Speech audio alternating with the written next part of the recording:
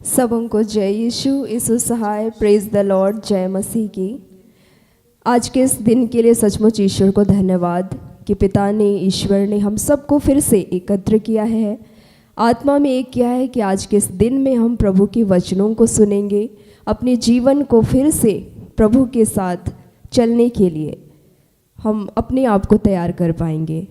तो आइए इस वक्त में जो आज के दिन के लिए सूची दी गई है उसे सुनने से पहले मैं पूरे प्रार्थना परिवार की ओर से अपने अगुओं, सिस्टर एस्थर, ब्रदर राज और जितने हम सभी सहयोगी भाई बहन आपका हार्दिक स्वागत और अभिनंदन करती हूँ। तो सूची इस प्रकार है।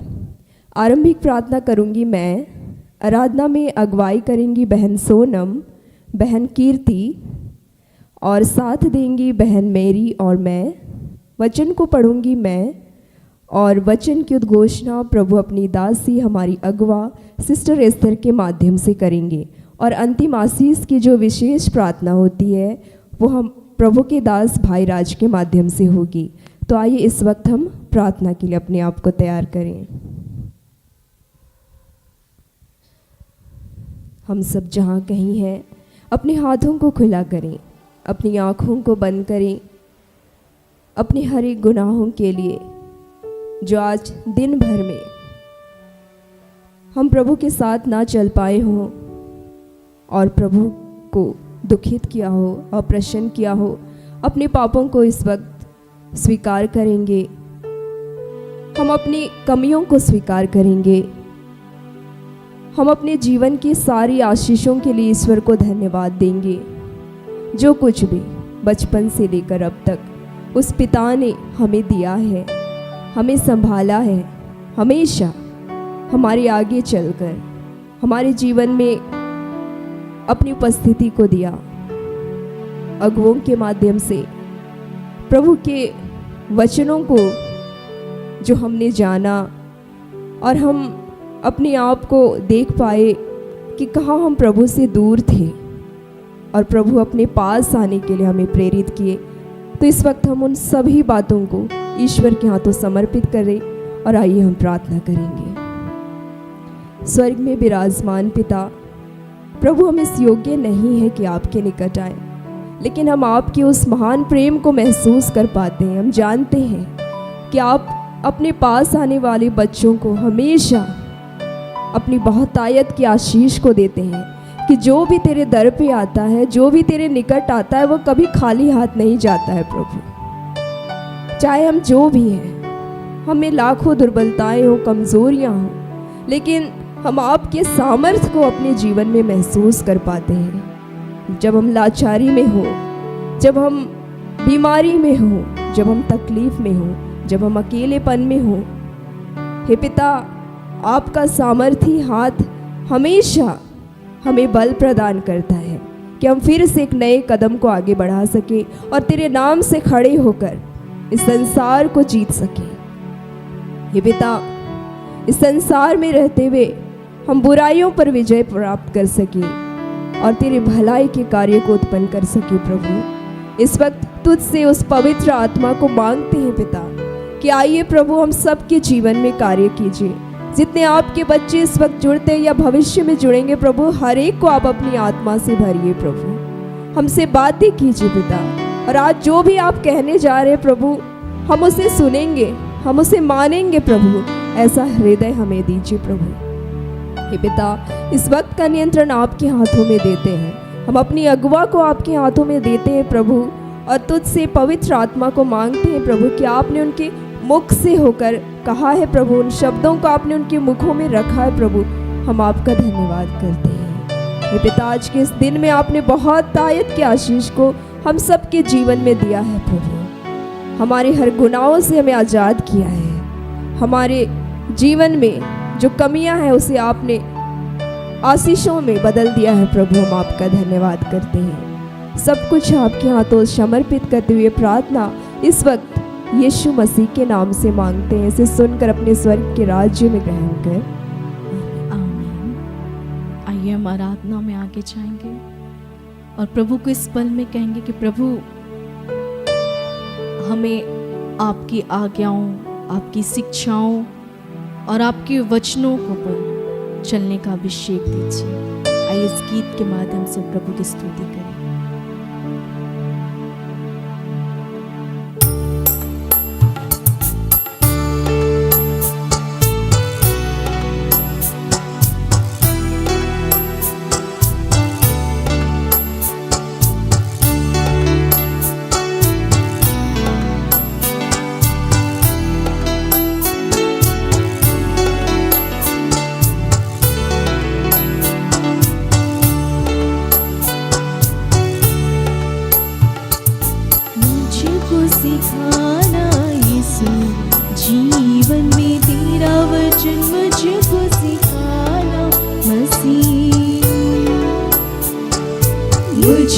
सिखाना यीशु, जीवन में तेरा वचन मुझको सिखाना मसीह। मुझको सिखाना यीशु, जीवन में तेरा वचन मुझको सिखाना मसीह। मुझको सिखाना यीशु, जीवन में तेरा वचन मुझको सिखाना मसीह। मुझको सिखाना यीशु, जीवन में तेरा वचन मुझको सिखाना मसीह।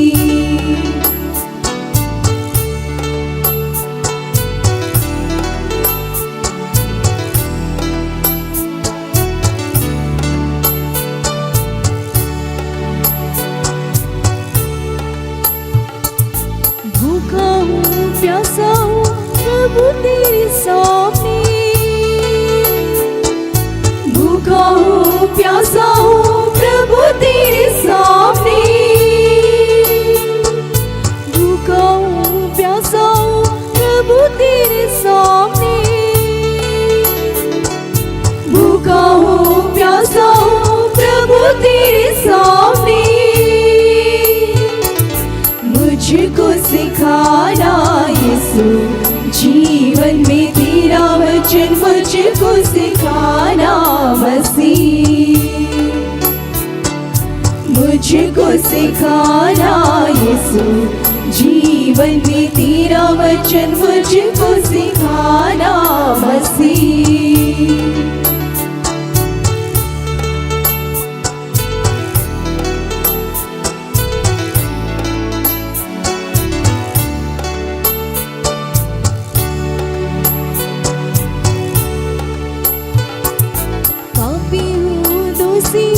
प्रभु तेरे सामने, पापी हूँ दोषी हूँ प्रभु तेरे सामने। पापी हूँ दोषी हूँ प्रभु तेरे सामने। पापी हूँ दोषी हूँ प्रभु तेरे सामने। मुझको सिखाना यीशु, जीवन में तेरा वचन मुझको सिखाना मसीह। मुझको सिखाना यीशु, जीवन में तेरा वचन मुझको सिखाना मसीह।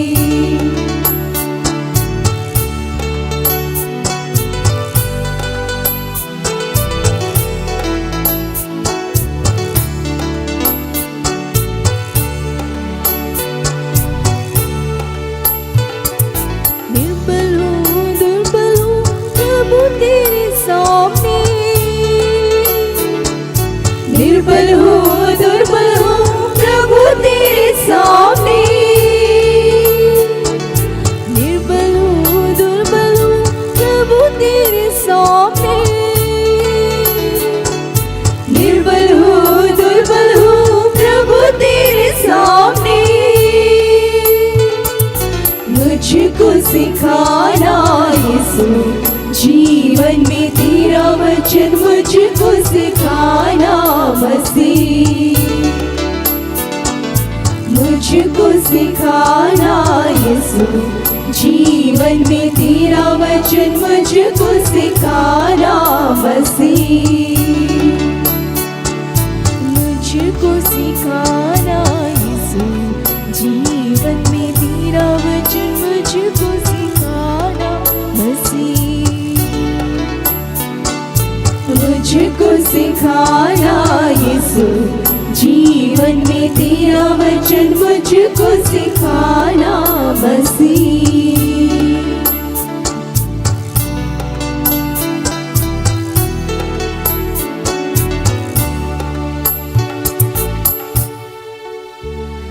आइए हम एक और गीत के माध्यम से प्रभु को महिमा दें।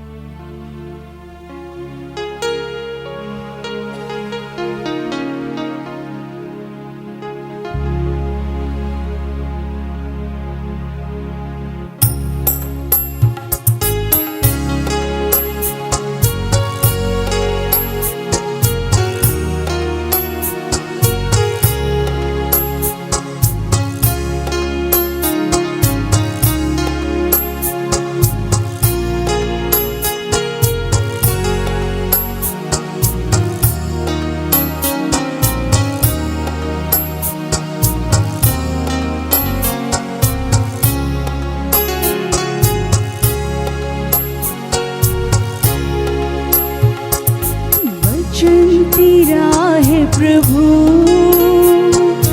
जीवन की ज्योति है। वचन तेरा है गुरु, अनंत जीवन है।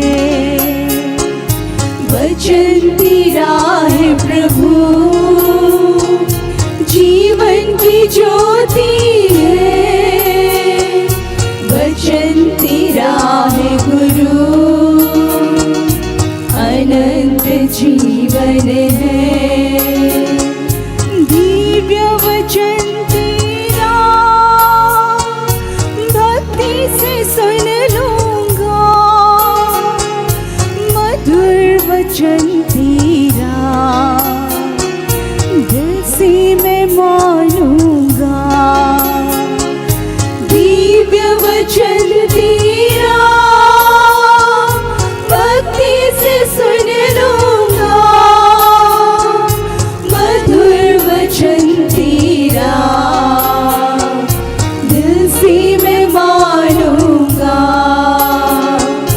भूख मिटाता है अमर वचन तेरा, प्यास बुझाता है मीठा वचन तेरा। भूख मिटाता है अमर वचन तेरा, प्यास बुझाता है मीठा वचन तेरा। दिव्य वचन तेरा भक्ति से सुन लूंगा, मधुर वचन तेरा दिल से मैं मानूंगा। दिव्य वचन तेरा भक्ति से सुन लूंगा,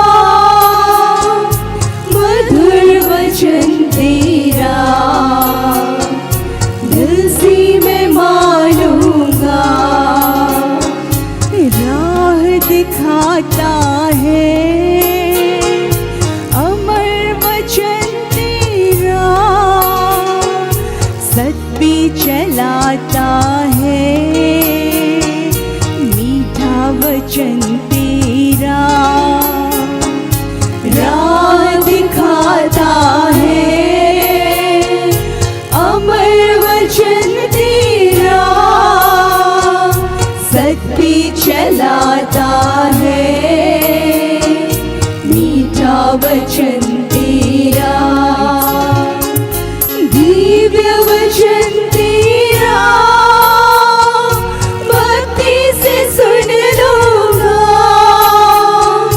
मधुर वचन तेरा दिल से मैं मानूंगा। दिव्य वचन तेरा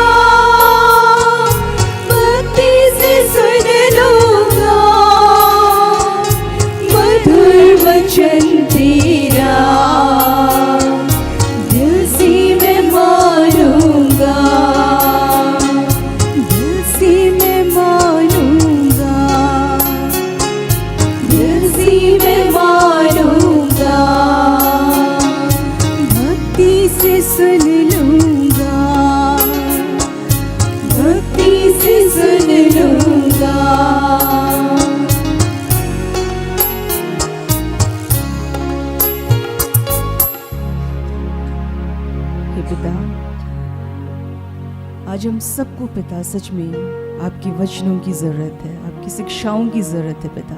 ये प्रभु आज हम सबको ये सामर्थ्य देना, शक्ति देना प्रभु, कि हम आपके वचनों को, आपकी शिक्षाओं को हम आपको अपने हृदय में ग्रहण कर पाए पिता। और हे पिता, हम अपने जीवन के अंत तक प्रभु हम आपकी शिक्षाओं, आपके वचनों के अनुसार उसमें दृढ़ रहकर हम अपने जीवन को जी पाए पिता, और एक सफल जीवन को हम जी पाए। हर एक बातों को आपके हाथों में समर्पित करते हुए प्रभु इस आराधना को, प्रार्थना को हम आपके पुत्र यीशु मसीह के नाम से मांग लेते। दया से सुनिए और स्वर्ग के राज्य में ग्रहण कीजिए। आमीन।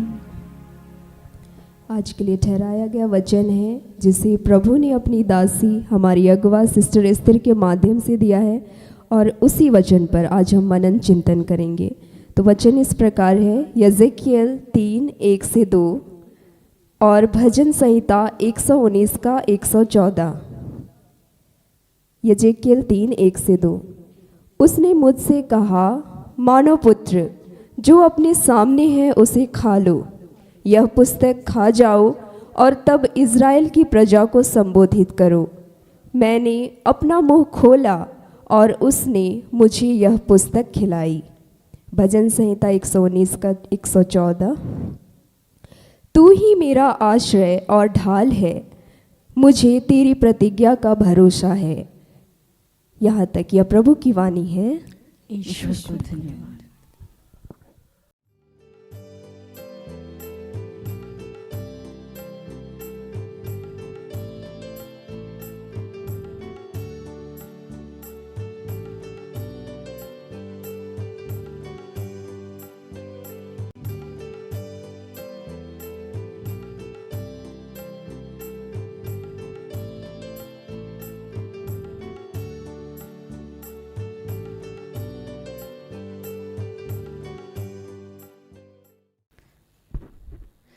सबों को प्रार्थना योद्धा परिवार की ओर से प्रेज द लॉर्ड। जय यीशु सहाय। आइए इस घड़ी हम सभी वचन में आगे बढ़ने के पूर्व प्रभु से जुड़ने का प्रयास करेंगे।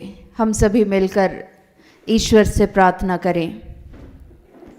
हे जीवित महान प्रेमी पिता, प्यारे प्रभु, इस घड़ी फिर से हम सभी आपके बच्चे यीशु के नाम से आपके निकट आते हैं पिता। आपकी विशेष आशीष, अनुग्रह और कृपा हुई कि हम जैसे अयोग्यों को तू चुनता है पिता अपने नाम की महिमा के लिए। प्रेमी पिता, इस घड़ी हम सभी भाई बहनों को तेरे पवित्र हाथों सौंपते हैं। धन्यवाद करते हैं पूरे विश्व में इस घड़ी जहाँ भी तेरे नाम से जितने तेरे बच्चे संगति कर रहे हैं। हे पिता, जहाँ भी तेरे नाम से तेरे दास और दासियाँ खड़े हैं, होने दे इस घड़ी पवित्र आत्मा की अगुवाई में। हे पिता, तो हर एक के मुख के द्वारा आप बातें कीजिए। पवित्र आत्मा की शक्ति और सामर्थ के द्वारा वचन के एक एक भेद को प्रकट कीजिए पिता। और हम सबों के बीच में पिता, हम सभी जब भी आपके जीवित वचन को सुनने और सुनाने जा रहे हैं, प्यारे प्रभु, उस वचन के अनुसार जीवन जीने में हम सबों की सहायता कीजिए।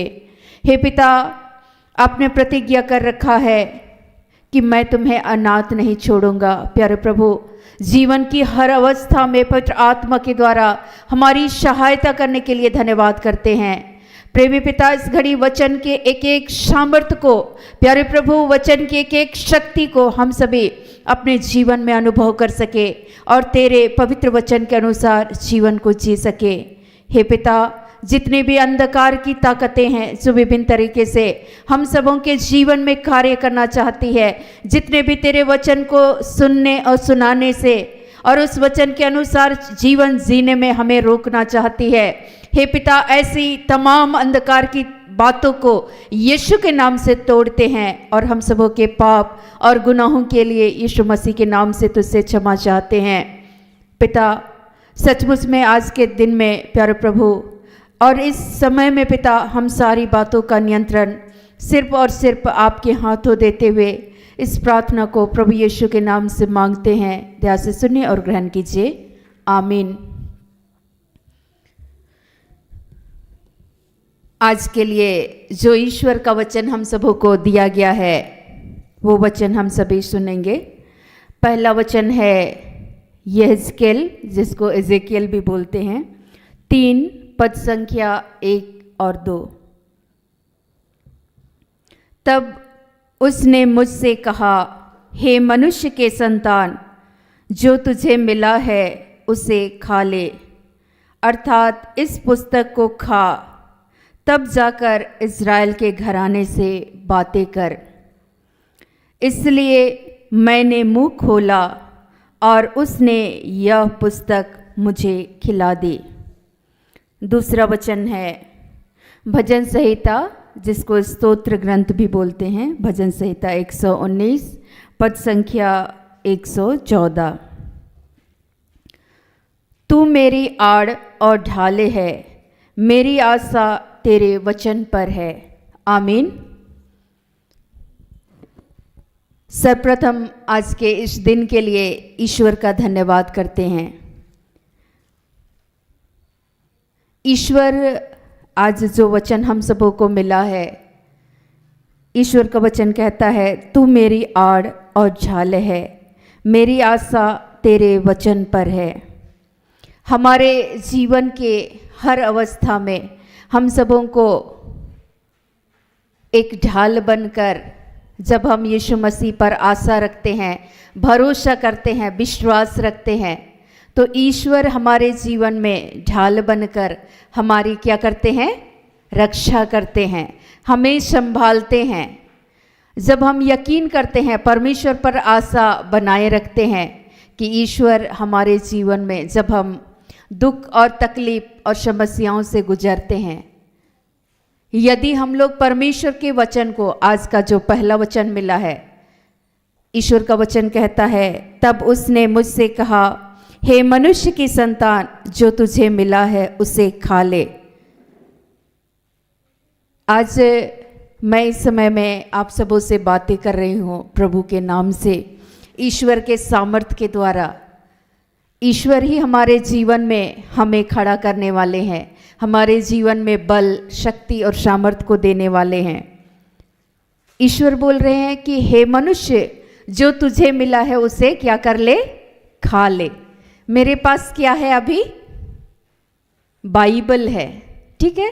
और बाइबल में ईश्वर का एक एक वचन, वचन क्या है? कल हम सबों ने सुना, वचन ईश्वर है।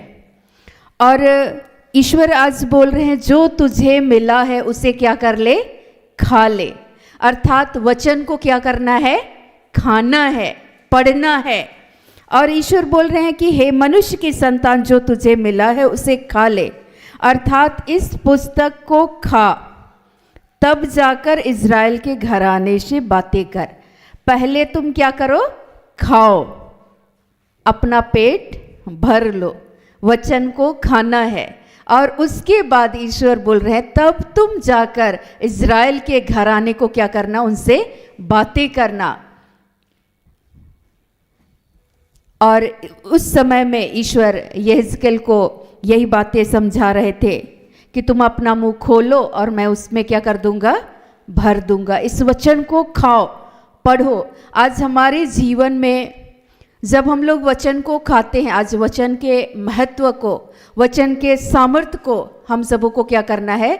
समझना है कि हमारे जीवन में सबसे बड़ी समस्या यह है कि हम सभी जन्म से एक मसीही परिवार में ज़रूर पैदा हुए हैं, लेकिन हमारे पास कई बार जीवन की विपरीत परिस्थितियां जब आती है, उस समय में ईश्वर का वचन हमारे पास नहीं होता है। आप लोगों को याद होता है जब आप को ऐसा महसूस होता है कि मुझसे कोई प्यार नहीं करता, मुझे कोई पूछता नहीं, होता है? कभी कभी एहसास करते हैं आप लोग? करते हैं ना? तो उस समय में जब आप वचन को खाएंगे तो आपको एहसास होगा। बहुत सारे लोग यहाँ लिख रहे हैं, आप जब, जितने भी हमारे भाई बहनें यूट्यूब से जुड़े हुए हैं, आप भी अपनी बातों को साझा कर सकते हैं।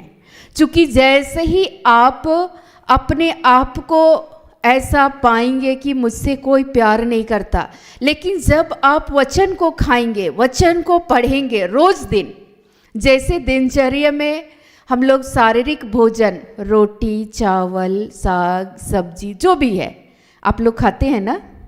खाते हैं या नहीं? खाते हैं। तो ठीक उसी तरीके से शरीर में दो भाग है, आत्मा और शरीर। और शारीरिक भोजन, रोटी, चावल, हम लोग सारी चीज़ें खा जाते हैं, लेकिन हमारे जीवन में दूसरा जो भाग है आत्मा, आत्मा का भोजन है ईश्वर का वचन।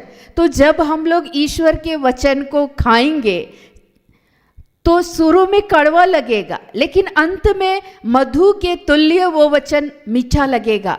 और आपके जीवन में पवित्र आत्मा, जब आप वचन को हर दिन खाएंगे, ईश्वर पर आशा रखेंगे कि ये मेरे आत्मा के लिए जरूरी है, तो जब आप वचन को खाएंगे तो आपको एहसास होगा, ईश्वर बोलते हैं तुम मेरी दृष्टि में अनमोल हो, मैं तुमसे प्यार करता हूँ। यिर्मयाह 31:3 में कहता है, उसने मुझे दूर से देखा, मैं तुमसे अनंत काल से सदा से प्रेम करते आया हूँ। ईश्वर का प्रेम उस समय में जब आप वचन को खाएंगे तो आपको एहसास होगा कि कोई मुझसे प्यार नहीं करते हैं, लेकिन मेरा यीशु, मेरे ईश्वर मुझसे क्या करते हैं? प्यार करते हैं, प्रेम करते हैं। लेकिन जब आप वचन को खाएंगे ही नहीं तो आपको उस समय में, जब आपको लगेगा कि संसार आपको तिरस्कृत कर रहा है, आपको लग रहा है कि अरे हम बेसहारा हैं, लेकिन उस समय में भी जब आप अपने आप को बेसहारा, जब आप अपने आप को अनाथ, आप अपने आप को कमज़ोर पाते हैं, लेकिन ऐसे क्षणों में जब आप वचन को खाएंगे तो ईश्वर का वचन कहता है, ईश्वर जिनका कोई सहारा नहीं है, उनका सहारा कौन है? ईश्वर। जब आप अपने आप को ऐसा महसूस करते हैं कि मैं एक अनाथ की तरह जीवन को जी रहा हूँ, तो आपको एहसास होगा, जब आप वचन को खाएंगे, ईश्वर बोलते हैं कि मैं तुम्हें अनाथ नहीं छोड़ूंगा, मैं तुम्हारे लिए एक सहायक दूंगा। तो आप जब वचन को खाएंगे ही नहीं तो विपरीत परिस्थिति में क्या आपके जीवन में आपको वचन याद आएगा? नहीं आएगा। इसलिए आज हमारे जीवन में वचन को खाना ये जरूरी है। और एजिकियल को उस समय में ईश्वर बोल रहे थे कि इज़राइल के घराने के लोगों को तब तुम संबोधित करना जब तुम इस पुस्तक को, इस वचन को क्या कर लेना? खा लेना। और रोज दिन खाना है। आपको समझ में नहीं आ रहा है, लेकिन फिर भी आप पढ़ रहे हैं। एक दिन पवित्र आत्मा अपनी शक्ति और सामर्थ्य से उस वचन के भेद को आपको प्रकट करेंगे। हालेलुया। लेकिन हमारे जीवन में हम सभी लोग अक्सर, मैं पूछती हूँ कई बार कि आज आप वचन को पढ़े नहीं, आज हम प्रार्थना करके केवल उठ गए। आपके जीवन में जब आप कठिन दौर से होकर के गुजरते हैं तो आपको कैसे एहसास होगा? जैसे मैं छोटी थी, लेकिन फिर भी रोज दिन थोड़ा ना थोड़ा मैं वचन को पढ़ती थी। ज़्यादा नहीं पढ़ती थी, लेकिन थोड़ा थोड़ा छोटी बच्ची होने के नाते मेरी माँ ने जो संस्कार को डाला था कि रोज दिन, जैसे तुम लोग रोज दिन खाना खाते हो, वैसे ही रोज दिन कम से कम 2 लाइन वचन भी क्या करना? खाना। और इसलिए वो शाम में भी बैठाती थी और कभी कभी तो सोने का नाटक करते थे। नींद आ रहा है और चुपचाप से जाके चद्दर उधर ढक के चुपचाप हो जाते थे, लेकिन फिर भी उठा के बैठा देती थी। मैं बोलती थी अच्छा और भी तो लोग हैं, मेरे से बड़े लोग हैं, उनके साथ तो कभी आप लोग ऐसे नहीं किए, मेरे ही साथ आप लोग अत्याचार करते हैं और हमको उठा के बैठा देते हैं। और बोलने का मन नहीं हो रहा है, पढ़ने का मन नहीं हो रहा है, तो बोलती थी तुम सुनो, हम पढ़ रहे हैं, तुम सुनो। क्यों? रोमियो 10:17 में परमेश्वर का वचन कहता है कि सुनने से, वचन सुनने से क्या उत्पन्न होता है? विश्वास उत्पन्न होता है, और जो सुना जाता है वो परमेश्वर का वचन है। तो उस समय में मेरी माँ क्या करती थी? वचन सुनाती थी पढ़ के, ताकि मेरे कानों में क्या करे? हम सुने और विश्वास उत्पन्न हो ईश्वर के प्रति। और मैं आपको बताऊं कि धीरे धीरे करके ये मेरी एक आदत बन गई, प्रवृत्ति हो गई। और ऐसा हुआ कि जब मैं कॉलेज में भी पहुंची तो मैं बाइबल तो नहीं ले सकती थी, इतना बड़ा बाइबल। तो मैं क्या करते थे, कुछ पेज में मैं वचन को लिख करके ले जाती थी, और जब भी मुझे मौका मिलता था हम निकालते थे पेपर, और उसमें आगे पीछे पूरा ऊपर से नीचे वचन लिख लिख करके भरा हुआ था।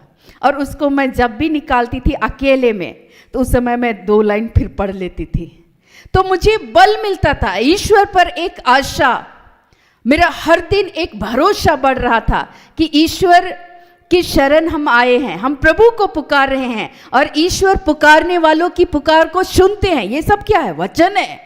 और उस वचन के द्वारा मुझे बल मिलता था, और जब भी मैं पढ़ती थी तो मुझे एक शक्ति को मैं अनुभव करती थी कि ईश्वर बोलते हैं कि मैं तुम्हें अनाथ नहीं छोड़ूंगा, मैं तुम्हारी सहायता करूंगा। इस समय भी ईश्वर मेरी क्या करेंगे? सहायता करेंगे। रास्ते में आने जाने में कई सारी छेड़खानियाँ होती थी। लोग देखते थे कि हमारा जो गांव है, और उस गांव से शॉर्टकट जब हम लोग चलते थे तो बहुत झाड़ियाँ है, पेड़ वगैरह है, और खेत से होकर के गुजरना पड़ता था। तो जैसे उस रास्ते में होकर जाते थे तो लोग देखते थे, अच्छा ये अकेली इधर से जाती है, तो लोग प्लान करते थे कि इसका हम लोग पीछा करेंगे, कहीं ना कहीं इसको बर्बाद करेंगे। और ये बातें मेरे कानों पे पड़ती थी। दूसरे कोई लोग बताते थे, कोई कभी बुजुर्ग बता दिया, कोई कभी राज चलने वाला बताया कि अच्छा तुम्हारे लिए ऐसा षड्यंत्र रचा जा रहा है। फिर हमको याद आता था कि ईश्वर के वचन को चूंकि रोज दिन खाते थे, तो वचन याद आता था। ईश्वर बोलते हैं मैं तेरे आगे आगे चलूंगा, ऊंची ऊंची भूमि को मैं चौरस करूंगा, मार्गों को मैं समतल करूंगा। वो ईश्वर बोलते हैं मैं तेरे आगे आगे चलूंगा।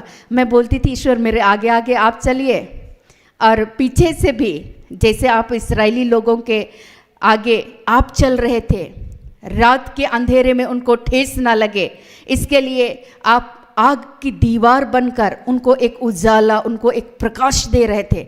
दिन में उनको धूप ना लगे, तो इसलिए आप बादल को ढक देते थे, और वे छाया में उनको कड़ी धूप से आप उनकी रक्षा करते थे। तो ठीक प्रभु उसी तरीके से हमारे जीवन की हर अवस्था में आप हमारी क्या कीजिए? रक्षा कीजिए। तो ये सारी बातें कहाँ से पवित्र आत्मा याद दिलाता था? राह जब चलते थे तो जिस वचन को खाते थे वही बातें पवित्र आत्मा याद दिलाता था, और याद दिलाता था। और ईश्वर बोलते थे कि मत डर, मैं तेरे साथ हूं, इधर उधर मत ताक, मैं तेरा परमेश्वर हूं। ईश्वर बोलते थे इन लोगों पर दृष्टि मत लगाना, मैं तेरे साथ हूं। तो ये सारी बातें कहां से निकल कर आ रही थी? कहीं ना कहीं उस वचन को हम सुनने का काम करते थे, कहीं ना कहीं उस वचन को खाने का काम करते थे, पढ़ते थे। समझ में तो नहीं आता था, लेकिन जैसे ही कठिन परिस्थितियों से होकर जब गुजरते थे, उन क्षणों में पवित्र आत्मा याद दिलाता था, मत डर, मैं तेरी सहायता करूंगा, मैं तेरी रक्षा करूंगा। जब लोगों की बातों से जब चोट पहुंचता था, जब लोग अपमानित करते थे, लोग बोलते थे अच्छा तुम्हारी दादी डायन थी, तुम्हारी माँ भी डायन, और इसीलिए तुम उस घर की बड़ी बहू की बेटी है, तो सबसे छोटी है, तो सबसे छोटी वाला में अपनी माँ का गुण उतरता है, तो पक्का तुम भी है।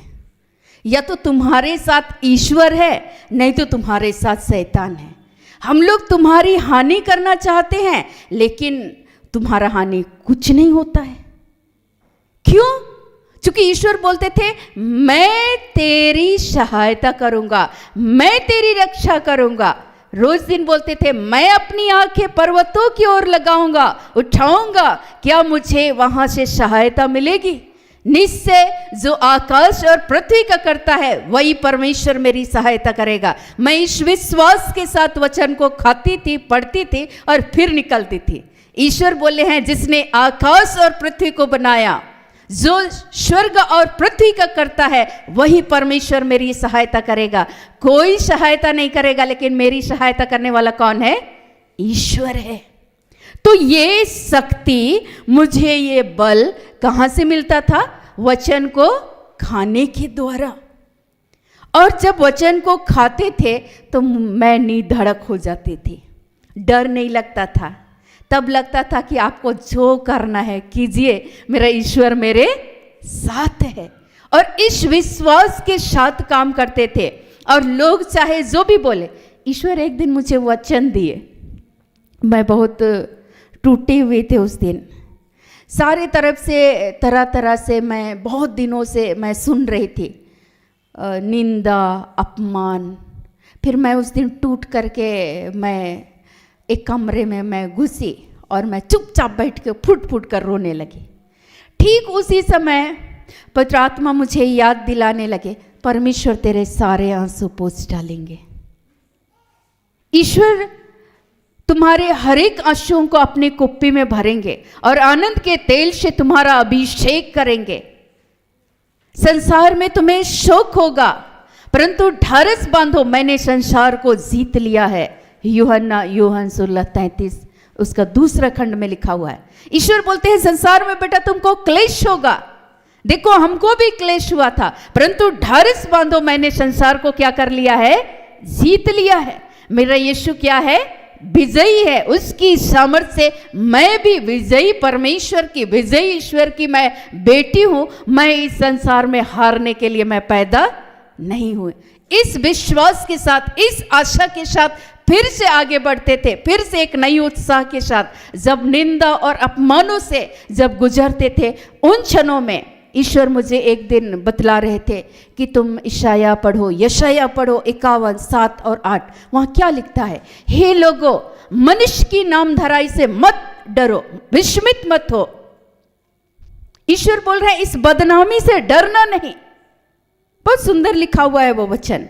एक एक वचन मुझे बल देता था, मुझे वो शक्ति मिलती थी। और इसलिए जब प्रभु ने हमारे जीवन का चुनाव किया अपने सेवा के कार्यों को करने के लिए, ईश्वर बतला रहे थे कि आज मेरे लोग मेरे ज्ञान के ना होने की वजह से क्या हो रहे हैं? नष्ट हो रहे हैं, बर्बाद हो रहे हैं।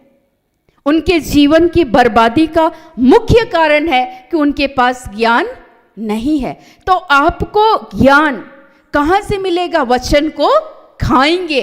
वचन आपके लिए ढाल बनकर खड़ा रहेगा। वचन आपके लिए तलवार बनकर कार्य करेगा। आपके शत्रुओं पर ईश्वर का वचन वहां पर कार्य करेगा। उन शत्रुओं को हराने के लिए ईश्वर आपकी सहायता करेंगे जब आप वचन को पढ़ेंगे। यहां लिखता है, हे धर्म के जानने वालों, जिसके मन में, यशायाह 51 पद संख्या 7, मेरी व्यवस्था है, तुम कान लगाकर मेरी सुनो। मनुष्यों की नामधराई से मत डरो और उनकी निंदा करने से विस्मित ना हो। जिस समय मैं निंदा और अपमानों से होकर गुजर रही थी, उस समय में ईश्वर जिस तरीके से इस्राएली लोगों के लिए परमेश्वर यशायाह के द्वारा प्रतिज्ञा कर रहे थे कि तुम लोगों को यरूशलेम में ही शांति मिलेगी, तुम लोग बिल्कुल भी नहीं डरना, विस्मित नहीं होना किसी की बदनामी से, निंदा से। ईश्वर ठीक उसी तरीके से इस वचन के द्वारा मुझे भी ये सांत्वना दे रहे थे कि मनुष्यों की नामधराई से, उनकी निंदा से, उनकी अपमान से बिल्कुल भी विचलित नहीं होना। आपको आपके जीवन में जिस समय आप निंदित होते हैं, आपकी निंदा की जाती है, क्या आपको उस समय में ईश्वर का वचन नहीं खाएंगे तो ईश्वर का वचन याद आएगा? बिल्कुल भी नहीं। और इसलिए आप टूट जाते हैं, इसलिए हताश हो जाते हैं। मैं टूट कर उस समय में प्रभु के पास मैं बोली कि देख प्रभु, मैं इस घर के कोने में मैं बैठी हुई हूँ, आपकी निगाहें चारों ओर है। आप तो हर मनुष्य को आप देखते रहते हैं कि उसके जीवन में क्या क्या हो रहा है। ईश्वर का वचन बहुत सुंदर लिखा हुआ है, स्तोत्र में लिखता है, भजन संहिता में,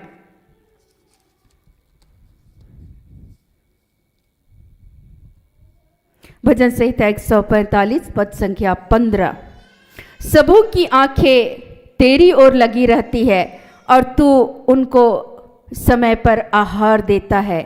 14 उसी का 14, यहोवा सब गिरते हुओं को संभालता और सब झुके हुओं को सीधा खड़ा करता है। मुझे उस समय में ये याद आ रहा था कि ईश्वर जब हम गिर रहे हैं, टूट रहे हैं, हम बिखर रहे हैं, तो हमारा ईश्वर कौन है? संभालने वाला। जिस परमेश्वर पर हम आशा रखते हैं वो परमेश्वर एक ममतामयी माता की तरह वो मुझे क्या करेंगे? संभालेंगे। तो ये सारी बातें आपको कहाँ से मिलेगी? जब आप वचन को खाएंगे। इसीलिए शुभोपदेशक, जिसको उपदेशक बोला जाता है, वहां लिखता है कि अपनी रोटी जलाशय की सतह पर क्या करना? डाल दे। वह एक समय पर ऊपर आएगा। जब आप वचन को खाएंगे, वचन को पढ़ेंगे, तो एक निश्चित समय पर पवित्र आत्मा आपको वचन के द्वारा क्या करेंगे? ढारस बंधाएंगे, आपको सांत्वना देंगे, आपके लिए बल देंगे, आपके लिए परमेश्वर ढाल बनकर आपकी रक्षा करेंगे। और हमारे जीवन में उन क्षणों में ये वचन जो मुझे आज भी याद है, ईश्वर का एक एक वचन जो उस समय में पवित्र आत्मा मुझे पढ़ने के लिए जो प्रेरित करता था, जब मैं उस वचन को पढ़ी, उसके बाद मेरे अंदर से डर समाप्त हो गया। जाइए, आपको जितना बोलना है मेरे लिए, भला बोलना है, बुरा बोलना है, जो बोलना है बोलिए। मेरा ईश्वर क्या है? महान है। ईश्वर बोल रहे हैं तुम मनुष्य की निंदा से, उसकी नाम धराई से विस्मित नहीं होना, परेशान नहीं होना।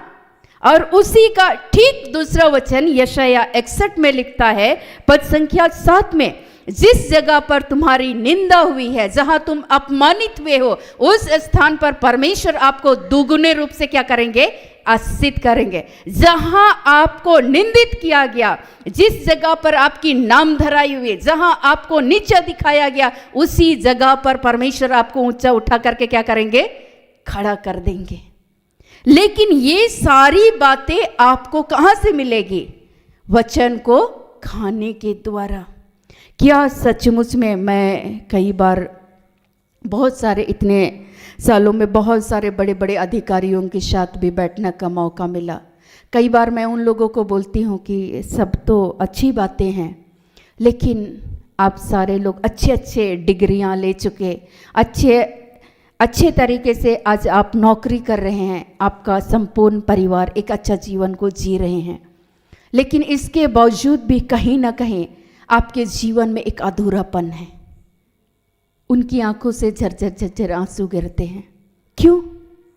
क्योंकि उसके अंदर के उस मनोभाव को परमेश्वर प्रकट करता है, पवित्र आत्मा प्रकट करता है कि आज इनके जीवन में सब कुछ है, लेकिन इनके मन में अशांति है। और अशांति है, इसका मुख्य कारण क्या है? कि ये लोग ईश्वर पर आशा रखना, भरोसा रखना, विश्वास करना इन्होंने छोड़ दिया है, और इसलिए इनके जीवन में ईश्वर से ये मेल मिलाप नहीं करते हैं। इसके लिए इसके घर में अशांति है। तो जैसे ही उन लोगों से बोलते हैं तो वे लोग बोलते हैं बात तो सही है। ईश्वर बोलते हैं अय्यूब में कि आप जाकर के ईश्वर से क्या कर ले? मेल मिलाप कर ले, तब आपके जीवन में सुख और शांति मिलेगी। ये सारी बातें जो मैं आज बोल रही हूँ, ये बातें मैं कहाँ से बोल रही हूँ? वचन से। कहीं ना कहीं यदि आप वचन को पढ़ेंगे, बहुत सारी आप डिग्री ले लेंगे, लेकिन ईश्वर का वचन आपके जीवन में नहीं है, जैसे ही आप वचन को नहीं खाएंगे, कहीं ना कहीं जाके आप फंस जाएंगे। वहीं जाके शैतान आपको हरा देगा और आप हार जाएंगे, आप विचलित हो जाएंगे, आप परेशान हो जाएंगे। लेकिन परमेश्वर के सामर्थ्य के द्वारा जैसे ही आप यीशु मसीह पर आशा बना करके रखेंगे, ईश्वर आपके लिए ढाल बनकर आपके जीवन की रक्षा करेंगे। लेकिन इसके लिए वचन को क्या करना पड़ेगा? खाना पड़ेगा। मैंने बताया कि जैसे आप रोज दिन भोजन खाते हैं, उसी तरीके से ईश्वर के वचन को क्या करना होगा? खाना होगा। और जैसे ही आप खाएंगे, शुरू में कड़वा लगेगा। ईश्वर जब हमारे जीवन का प्रभु ने चुनाव किया, ईश्वर मुझे एक दिन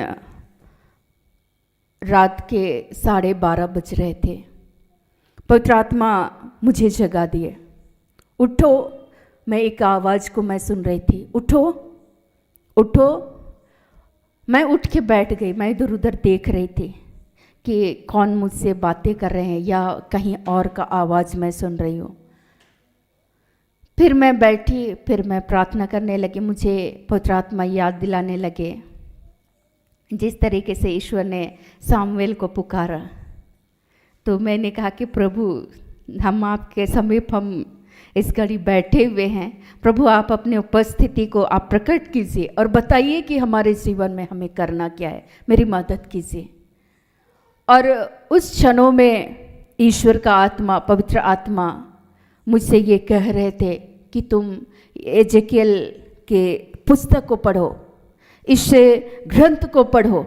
जैसे ही मैं एजेकियल 1 को पढ़ी, ईश्वर बोल रहे थे फिर तुम दूसरा भी पढ़ो।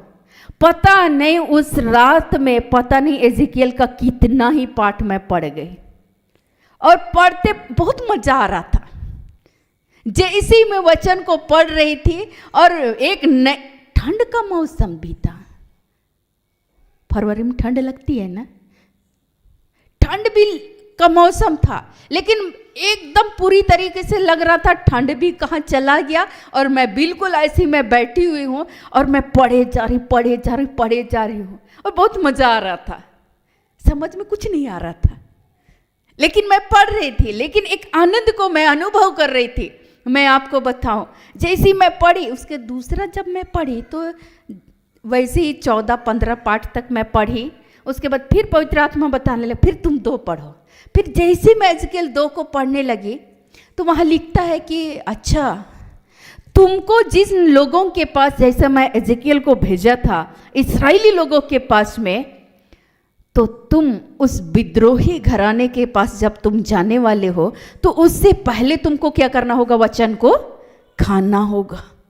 और तब जाके उन विद्रोही घराने के लोग, जैसे इजरायली लोग विद्रोही थे, बार बार ईश्वर के विरुद्ध चले जा रहे थे, तो तुमको मैं जिस सेवा के कार्य के लिए बुलाया हूं, जिन लोगों के पास मैं तुमको भेजूंगा, वे विद्रोही लोग हैं। वे लोग ईश्वर को नहीं मानने वाले लोग हैं, जानते हैं लेकिन मानते नहीं हैं।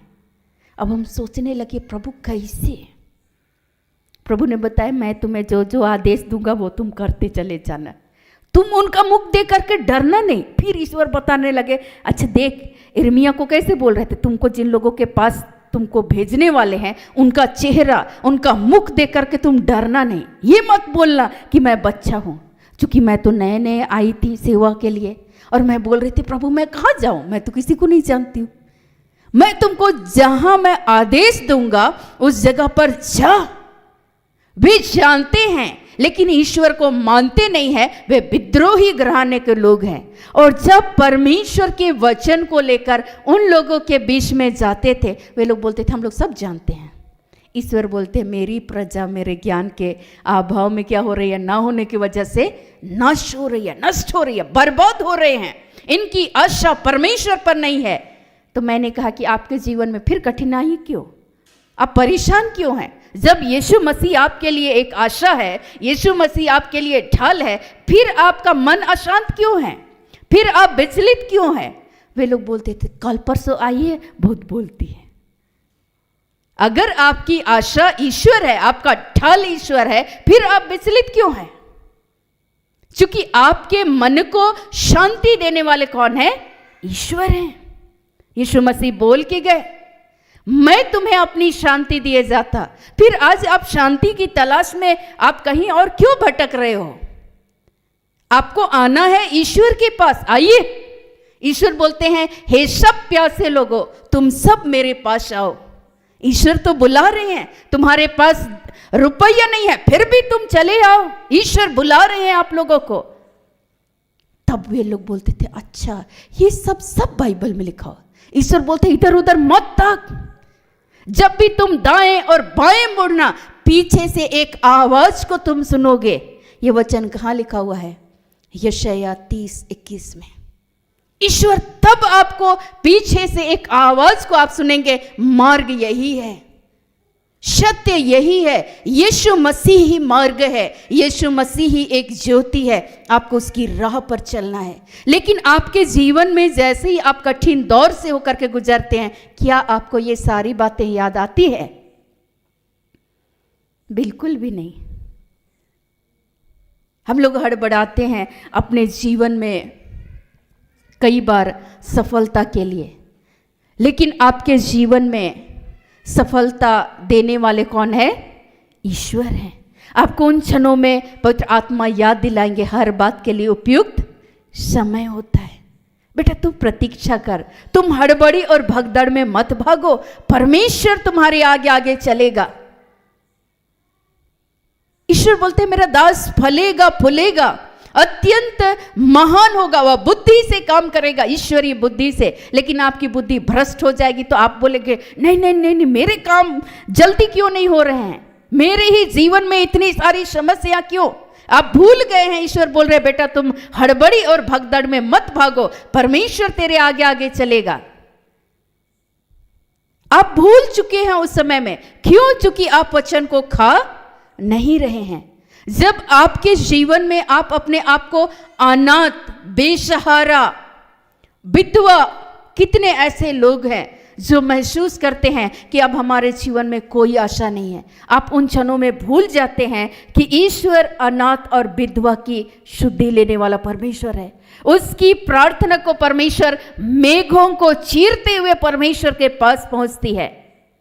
जब लोग मुझे बोलते थे कि तुम अनाथ हो, तुम्हारा इस दुनिया में रहना बेकार है, इससे अच्छा तो तुमको मर जाना चाहिए, इससे अच्छा तो तुमको कटोरी लेकर भीख मांगना चाहिए, रोड पे आ जाना चाहिए, कितना बुरा लगता होगा। लेकिन उन क्षणों में चूंकि मेरे पास एकमात्र आशा परमेश्वर और ईश्वर का वचन, वचन ईश्वर ही है, ईश्वर ही मेरे जीवन के लिए एकमात्र आशा थी। और मैं ईश्वर के वचन को पढ़ के मुझे एक सुकून मिलता था, एक शांति मिलती थी। और तब परमेश्वर का वचन मुझे पवित्र आत्मा, मुझे उस समय मालूम नहीं था, जब मैं छोटी थी तो मुझे मालूम नहीं था कि वचन कहाँ लिखा हुआ है। लेकिन उस समय में याद आता था, पवित्र आत्मा याद दिलाते थे कि ईश्वर अनाथों और विधवाओं की शुद्धि लेने वाला ईश्वर है। उसकी प्रार्थना मेघों को चीरते हुए परमेश्वर के सिंहासन के पास पहुंचती है। मनुष्य की इस निंदा से, इस नामधराई से, इस बदनामी से तुम बिल्कुल भी डरना नहीं। ये वचन मेरे लिए ढाल बनकर परमेश्वर खड़ा हो जाते थे। हालेलुया। आज जब आप वचन को पढ़ेंगे, निश्चय ही आपके जीवन में आप बल को प्राप्त करेंगे। जब आप अपने आप को कमजोर और बेसहारा पाते हैं, उन क्षणों में जब आप फिलिपियों 4:13 को पढ़ेंगे, जो मुझे बल प्रदान करते हैं, उसकी सामर्थ से, परमेश्वर के सामर्थ से हम सब कुछ कर सकते हैं। तो आपको एक एनर्जी, एक ताकत मिलेगा, एक हिम्मत मिलेगा।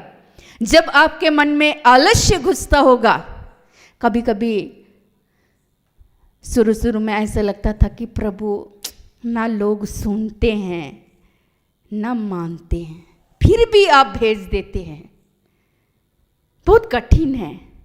ऊपर से जो मेरे सहयोगी थे वो और भी डेंजरस थे। वे हर कदम कदम में मेरे लिए एक एक चैलेंज था। वे बोलते थे तुमको जाना है तो जाओ, तुमको नहीं ईश्वर बुलाया है, हमें थोड़े बुलाया है। तुम सुनती हो उनकी बात, तुम नहीं मानोगी तो तुमको सजा मिलेगा।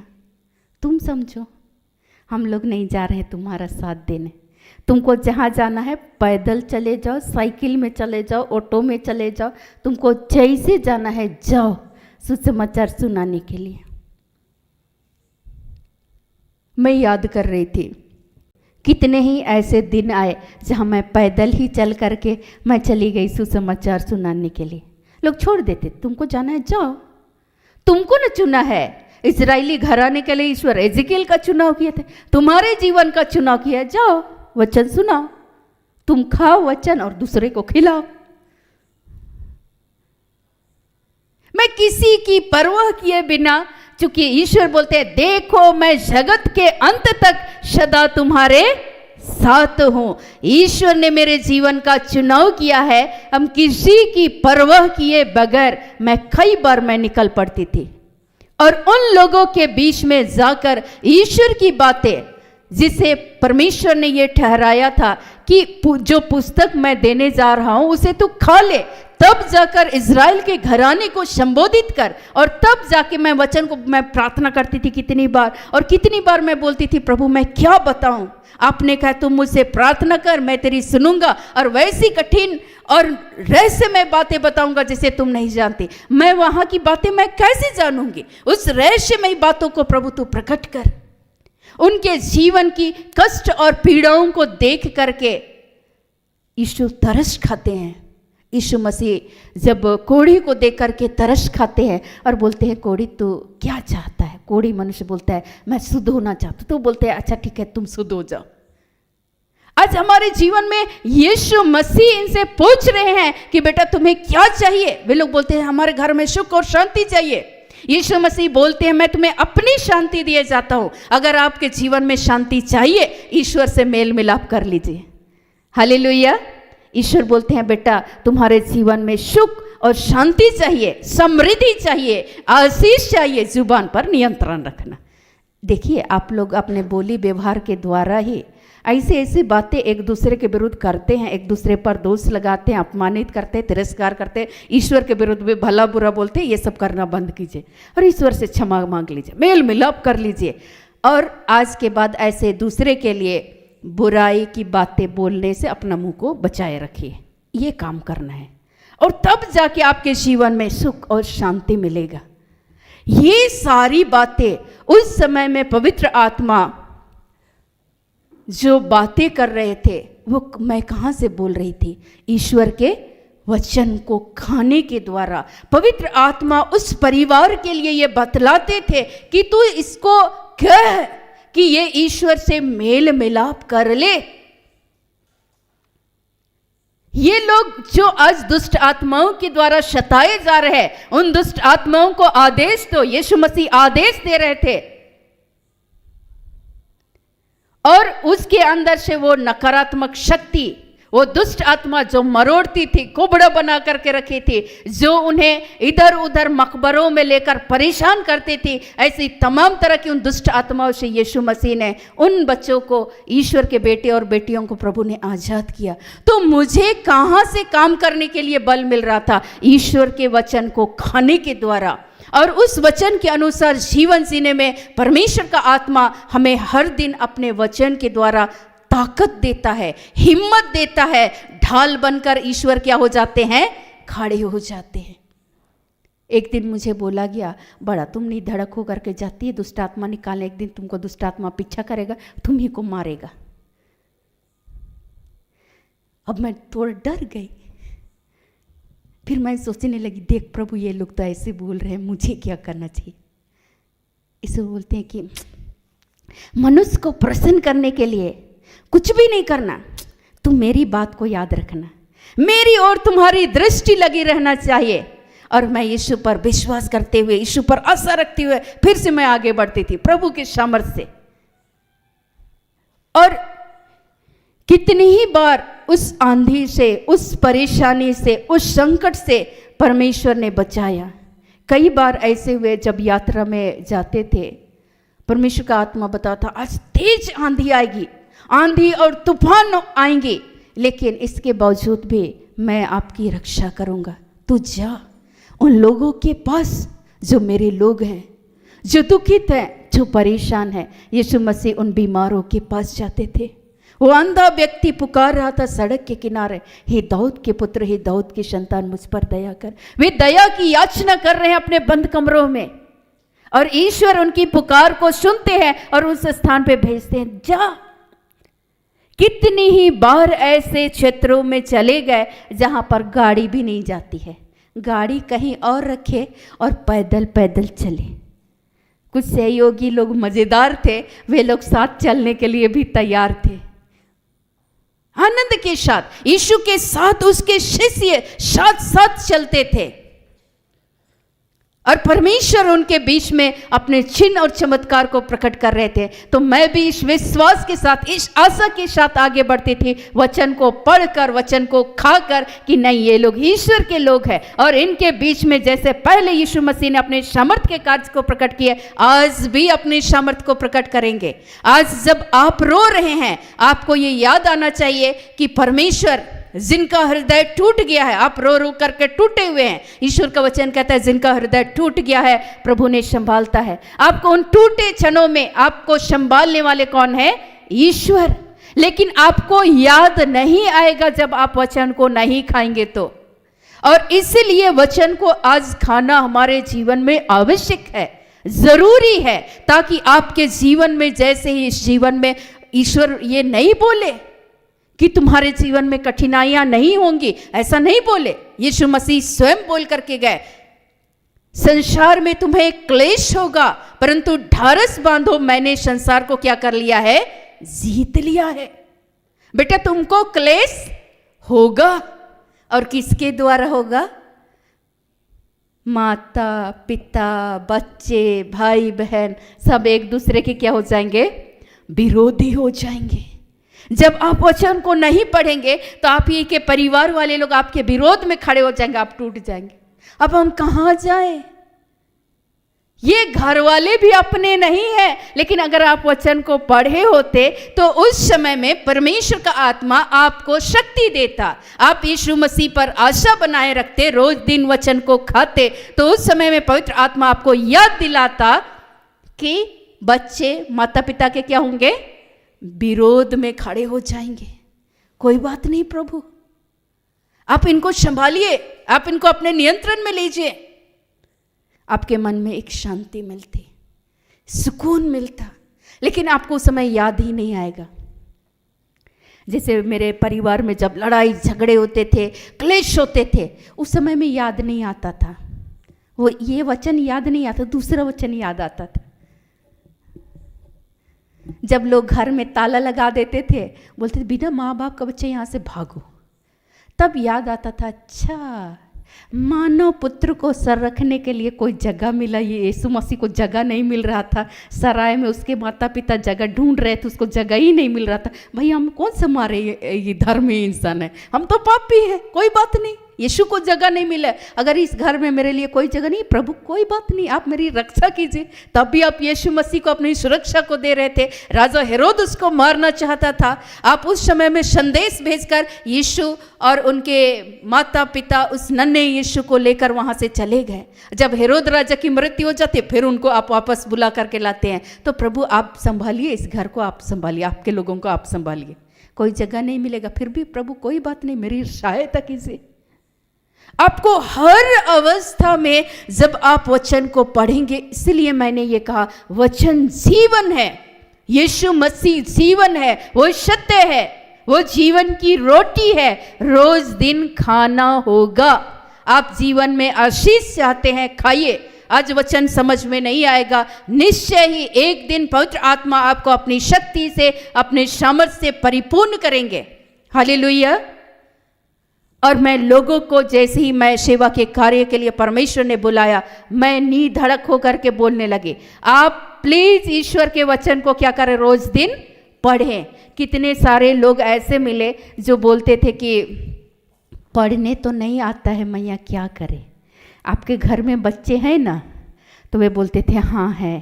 तो एक काम कीजिए, बच्चे लोग वचन को आगे आगे बोलेंगे, आप सुनिए, पीछे पीछे आप बोलिए, नहीं तो आप वचन को सुनिए, बच्चों को बोलिए, चलो बेटा चलो बेटी, हमको वचन पढ़ करके क्या करना, सुनाना।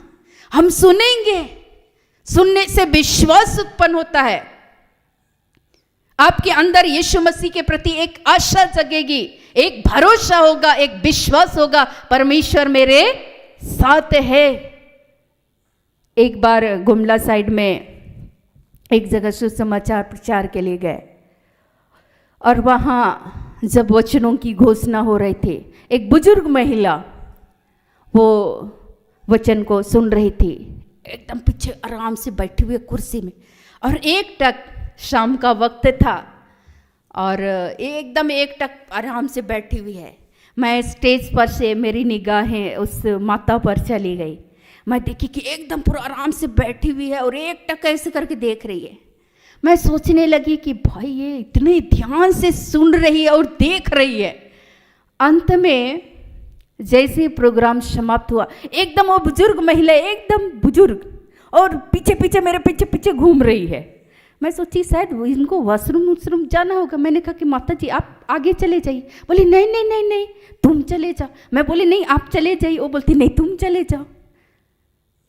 पहले आप वाले चक्कर में बोलती है कि नहीं हमको बाथरूम नहीं जाना है, तुमसे बात करना है। जब आप बोल रहे थे तो मुझे याद आ रहा था कि परमेश्वर मेरे जीवन में ढाल बनकर मेरे जीवन की परमेश्वर ने रक्षा किया।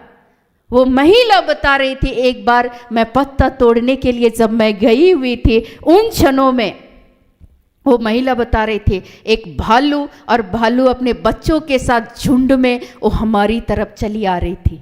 सोचिए कि जिस भालू का बच्चा हो वो कितने घातक होंगे उस समय में। और वो बोलती है दूर से उनके जो हस्बैंड थे उस माता जी के, वो दूर से उसको आवाज़ दे रहे भागो बुढ़िया भागो, तुमको काटेगा फाड़ेगा। लेकिन वो कुछ बोल भी नहीं पा रही थी। बोलती है कि मैं देखी कि वो अब करीब पहुंच चुके हैं। वो उस समय में उनको कुछ समझ में नहीं आया, लेकिन दाऊद जिस तरीके से स्तुति करते थे, हालेलुया करते थे, वो जोर से वो हालेलुया भी बोल नहीं पाई, लेकिन वो हाले ऐसे करके बोली।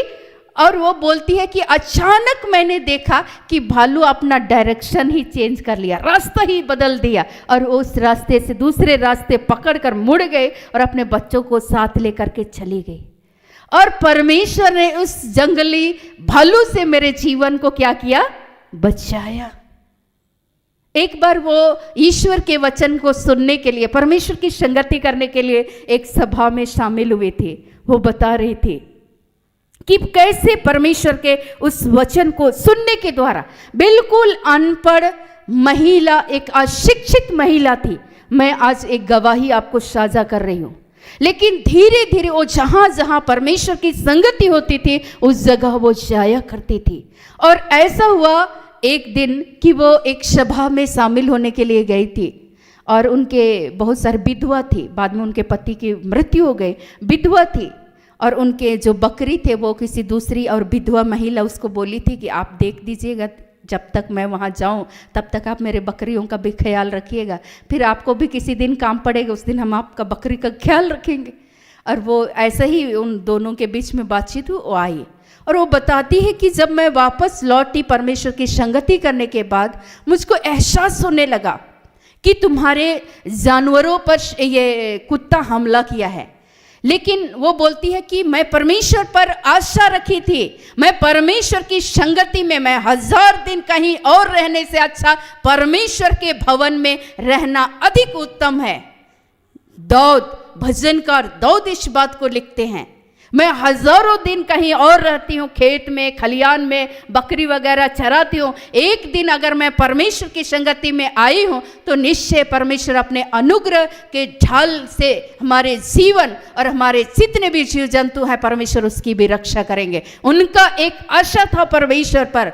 और मैं आपको बताऊं कि उनका जो बकरी था उनको जो कुत्ता काटा था और वो तो महिला ध्यान नहीं दी और वो गड्ढा में ही पड़ा हुआ था। जब मैं वापस लौटी, ईश्वर बोलते हैं कि मैं तेरे गाय बैलों को आशीषित करूँगा।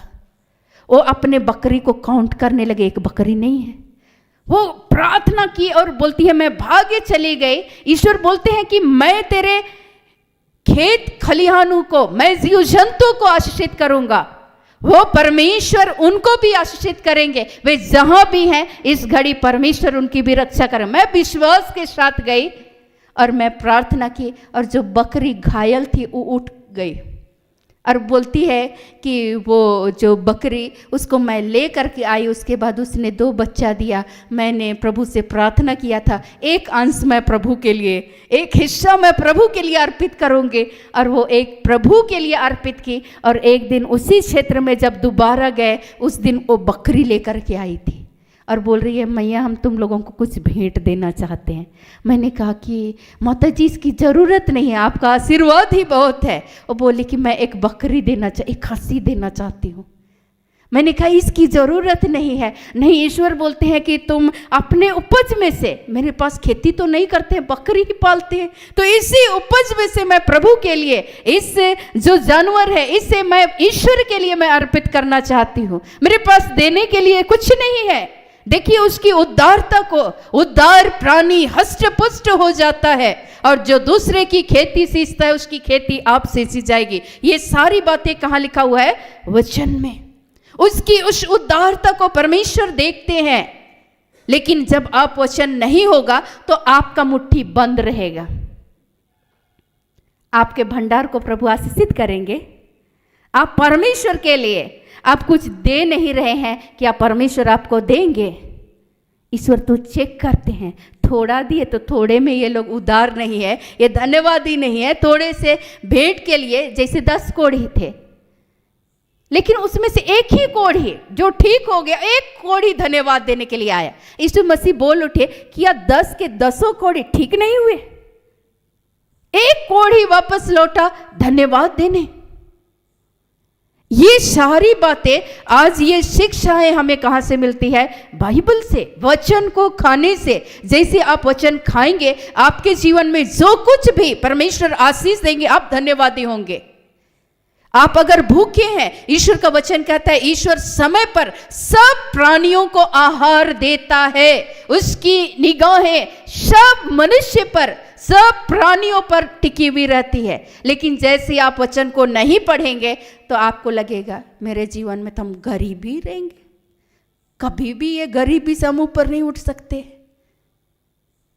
मैं बताऊं कि मेरे साथ भी इन सारी समस्याओं से मैं गुजरती थी। उन क्षणों में परमेश्वर ये याद दिलाता था, मैं तेरे अंजल पर अपना आशीष दूंगा। मैं बोलती थी कि प्रभु जो है इसके लिए धन्यवाद, इसमें तू क्या दे? आशीष दे।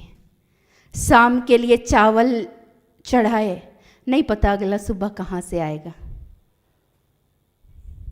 लेकिन प्रभु हम इतना जानते हैं कि आकाश के उन पक्षियों को जो ना बोते हैं न लूनते हैं, फिर भी आप उनका ख्याल रखते हैं, फिर भी आप उनकी रक्षा करते, फिर भी आप उनको खिलाते पिलाते हैं, तो प्रभु आप भी हमारे जीवन में हमें खिलाएंगे। हम प्रार्थना करते हैं प्रभु प्रतिदिन का आहार, प्रतिदिन की रोटी हमें दिया कर, रोज दिन की जो आवश्यकता है प्रभु इतना हमें दे। ये सारी बातें कहाँ लिखा हुआ है? वचन में। रोज दिन की जो दिनचर्या की आवश्यकता है प्रभु देंगे।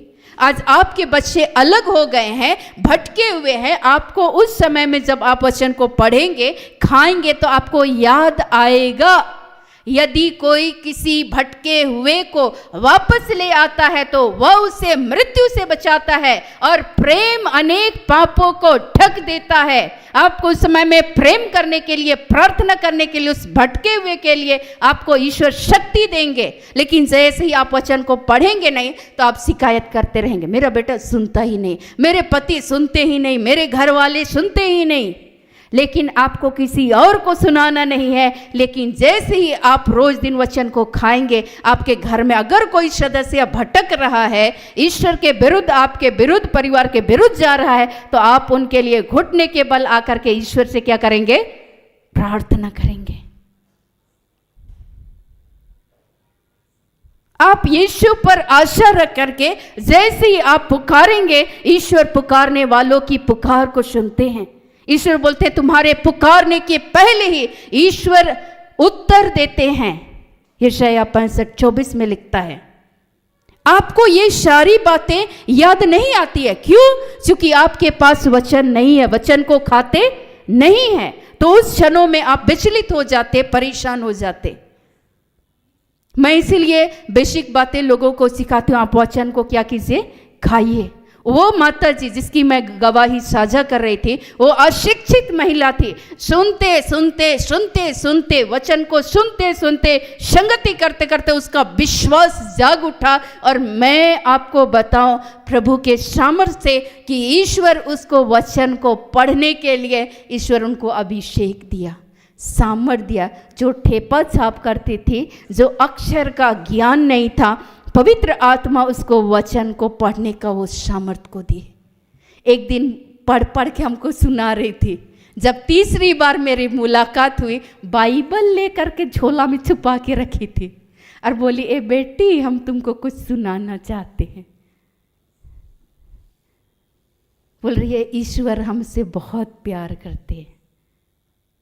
ईश्वर बोलते हैं तुम मेरी दृष्टि में अनमोल हो, तुम मेरी दृष्टि में मूल्यवान हो। हम यीशु की दृष्टि में हम कीमती हैं, हम बहुमूल्य हैं। ईश्वर हमसे प्यार करते हैं, मेरा पति नहीं है। ईश्वर बोले हैं तुम्हारा सृष्टिकर्ता ही तुम्हारा क्या है? पति है।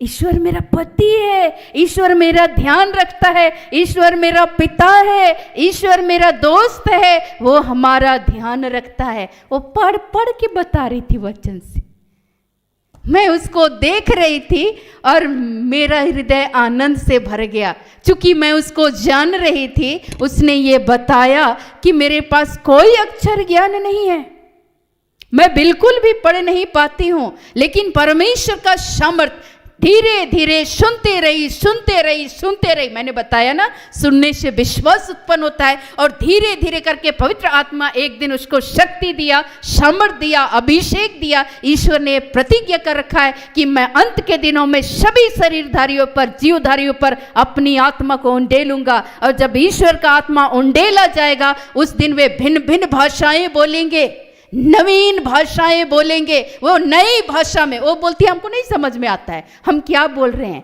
लेकिन ये सब इसी में है। सोचिए कि ईश्वर उसको एक नए व्यक्ति के रूप में खड़ा कर दिए, एक नए इंसान बना दिए। कल भाई बता रहे थे, जब दूसरे लोगों की बातों को सुनकर आपका मन बदल जाता है, आज आपके जीवन में यीशु के आने के द्वारा आपका जीवन में एक परिवर्तन होना चाहिए, यीशु मसीह दिखना चाहिए, और दूसरे के जीवन को भी वे लोग देख करके जान सके कि आप उसके बच्चे हैं, आप उसकी संतान है, उसको मानने वाले, उसको जानने वाले लोग हैं, उसकी अनुग्रह आपके जीवन में है।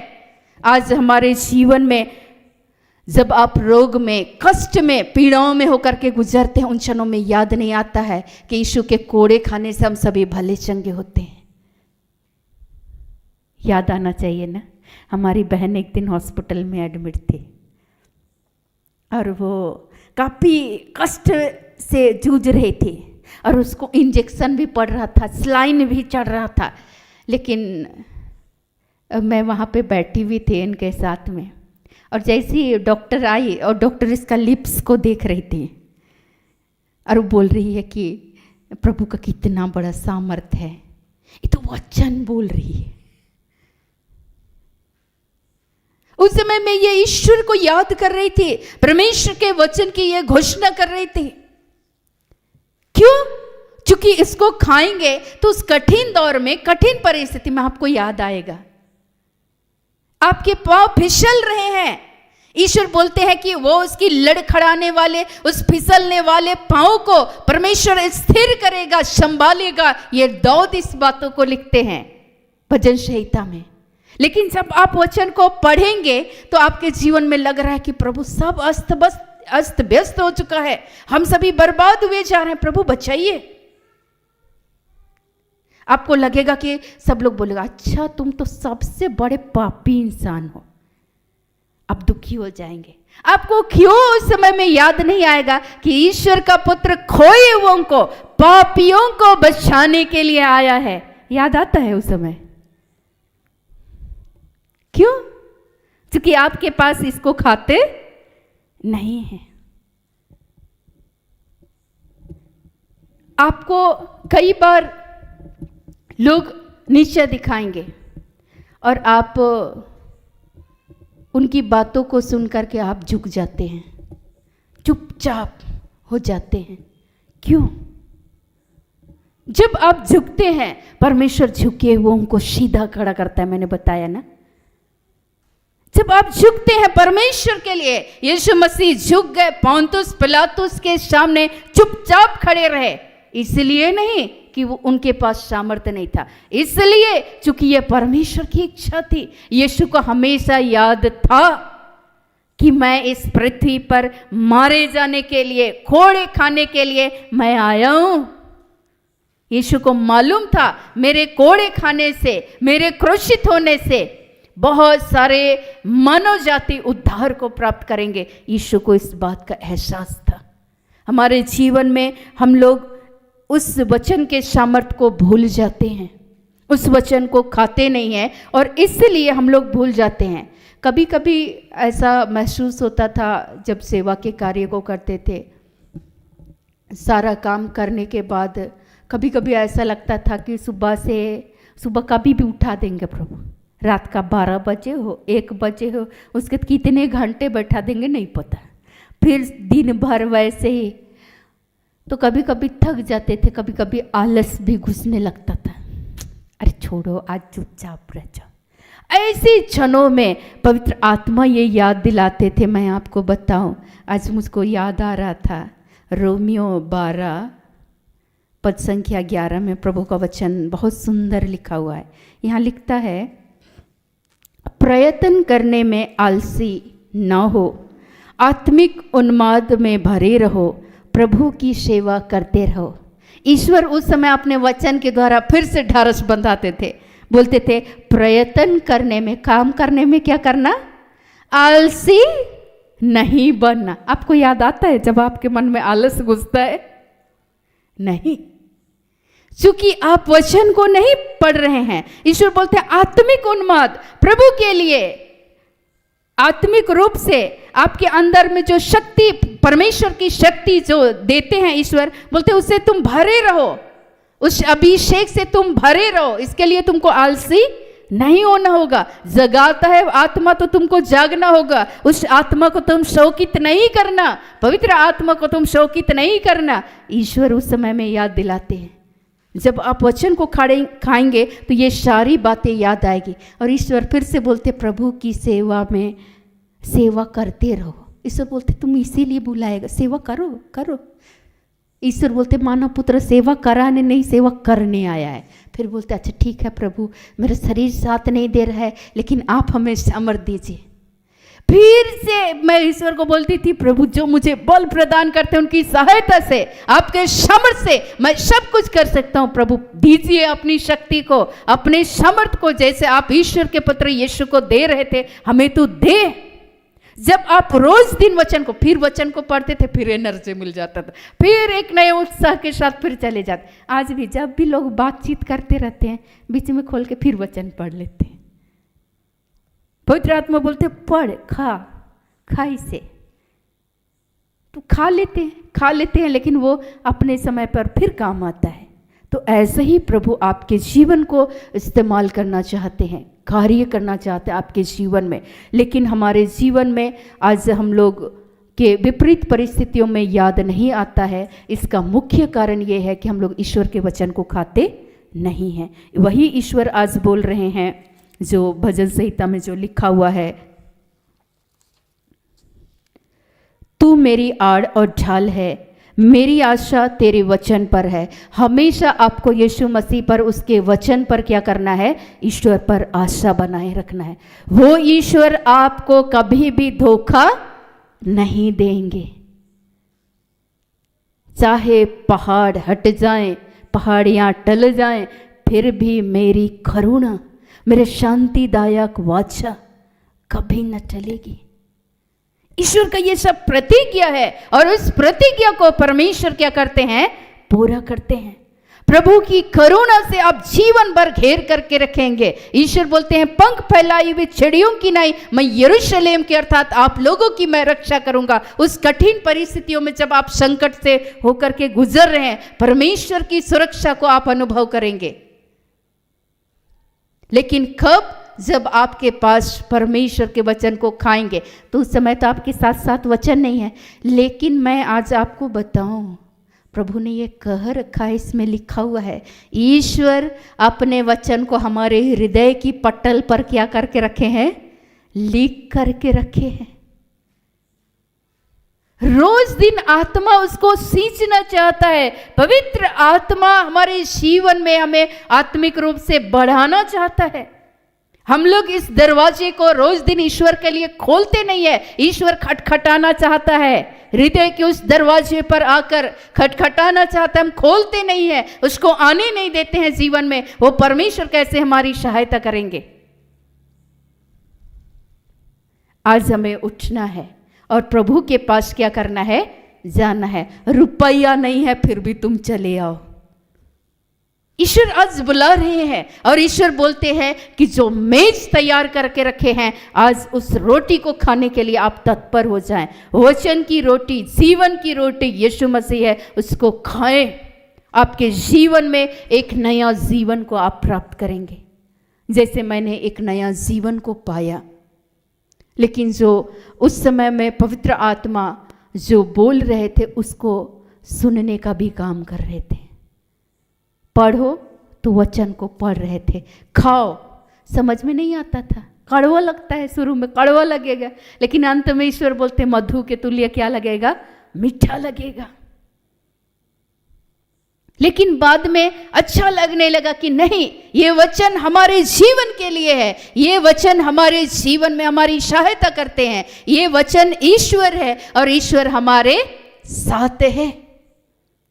इस पहाड़ों को, इस तूफानों को, हमारे जीवन की समस्याओं को परमेश्वर चीरने में समर्थी है। इस तूफानों को यीशु मसीह जिस नाव पर थे वहां शिष्य भी थे, और जब तूफानें आई तो शिष्य घबराने लगे। जब आपके अंदर यीशु होंगे, जब आपके पास वचन होगा, तो उस समय में आपको पवित्र आत्मा याद दिलाएंगे कि आपके अंदर जो यीशु है, परमेश्वर का वचन है, वो सामर्थी है। इस तूफानों को वो इसी समय में शांत कर सकते हैं, और थम जा बोलेंगे तो थम जाएगा। आप आदेश देंगे, आप उस अधिकार का इस्तेमाल करेंगे, लेकिन इसके लिए आपके पास रोज दिन वचन का होना जरूरी है। यीशु को भी तो बहलाने के लिए शैतान आया ना, लेकिन उसको हराने के लिए, उसको भगाने के लिए वो परमेश्वर का वचन का इस्तेमाल कर रहे थे। आज आपके जीवन में भी ईश्वर के वचन को खाने की आवश्यकता है। वो एक हथौड़े की तरह है, और कई बार ईश्वर हम सबों को उस वचन की कसौटी में डालते हैं, विपरीत परिस्थितियों में। लेकिन उस परिस्थितियों में आपको याद आएगा, धर्मी पर बहुत सारे जो ईश्वर के मार्ग पर चलते हैं, उनके जीवन में बहुत सारी विपत्तियां आती है, लेकिन परमेश्वर उसको उस विपत्ति से बाहर निकालता है। आप वचन को खाएंगे तो आपको याद आएगा, विपत्ति में, विपरीत परिस्थितियां जब आपके जीवन में आएगी तो आपको याद आएगा कि मेरा यीशु बोले हैं कि आएगा जरूर, लेकिन इससे हम ही क्या करेंगे, बाहर निकालेंगे। हमारे बीच में एक बहन बैठी हुई है जिसका ओपन हार्ट सर्जरी हुआ है। सोचिए कि यहाँ प्रॉपर हड्डी को यहाँ चीर दिया गया, कितना दर्दनाक स्थिति। और उसके बाद कोई गारंटी नहीं है कि वहाँ ऑपरेशन थिएटर से इंसान बाहर निकले। लेकिन परमेश्वर का ये प्रतिज्ञा है। हम लोग उस दिन, जिस दिन इनका ऑपरेशन हो रहा था, रात में भी मैं इंतजार कर रही थी कि जब तक इसका ऑपरेशन थिएटर से बाहर ना निकले। मैं भी जागी हुई थी और मैं बोल रही थी, प्रभु आपने प्रतिज्ञा कर रखा है, जो ईश्वर के बच्चे हैं, जो धर्मी हैं, उस मार्ग पर जो थोड़ा भी चलना चाहते हैं, चलते हैं। प्रभु उनके जीवन में विपत्तियां आती हैं, लेकिन उसको आप उस सारे विपत्ति से क्या करते हैं, बाहर निकालते हैं। प्रभु निकालिए, और आपने निकाला है प्रभु, मैं धन्यवाद करती हूँ। और जैसे मुझे ये मैसेज मिला कि उसका ऑपरेशन हो चुका है, वो बाहर आ गई है, मैं बोली good night Prabhu, thank you, आपने अपने अनुग्रह के द्वारा उनकी रक्षा किया है। पिता आपका धन्यवाद करते हैं। सही में आपके जीवन में आपको हर घड़ी परमेश्वर याद दिलाएंगे। इसके लिए वचन को क्या करना होगा, खाना होगा। मैं बोली कि प्रभु इस समय हम नहीं हो सकते, कोई नहीं हो सकता, लेकिन आप उनके लिए अपने स्वर्गदूतों के बाड़ी लगाकर अपने बच्चों को पंख फैलाए हुए चिड़ियों की नहीं आप रक्षा करते। प्रभु रक्षा कीजिए। आप बोलते हैं तुम मेरी आंख की पुतली हो। प्रभु आंख की पुतली की तरह अपनी सुरक्षा को देने के लिए धन्यवाद, फिर से एक नया जीवन को देने के लिए धन्यवाद, नए सिरे से खड़ा करने के लिए धन्यवाद। ये सारी बातें कहाँ लिखा हुआ है, इस पे आप लोग खाइए। आज प्रभु यही कह रहे हैं, खाइए और प्रभु के वचन की उस आशीष को, प्रभु की प्रतिज्ञाओं को अपने जीवन में आप भी अनुभव करें, जिसके लिए परमेश्वर ने हम सबों को इस संसार में भेजा है कि हम सभी उसकी आशीषों को, उसकी प्रतिज्ञाओं को अपने जीवन में हम सभी प्राप्त करें और हमारे जीवन के द्वारा सदा ही परमेश्वर को महिमा मिले। आइए आज के हर एक वचनों से प्रभु यीशु मसीह हम सबों को बहुत आयत की आशीष, अनुग्रह और कृपा प्रदान करें। आमीन।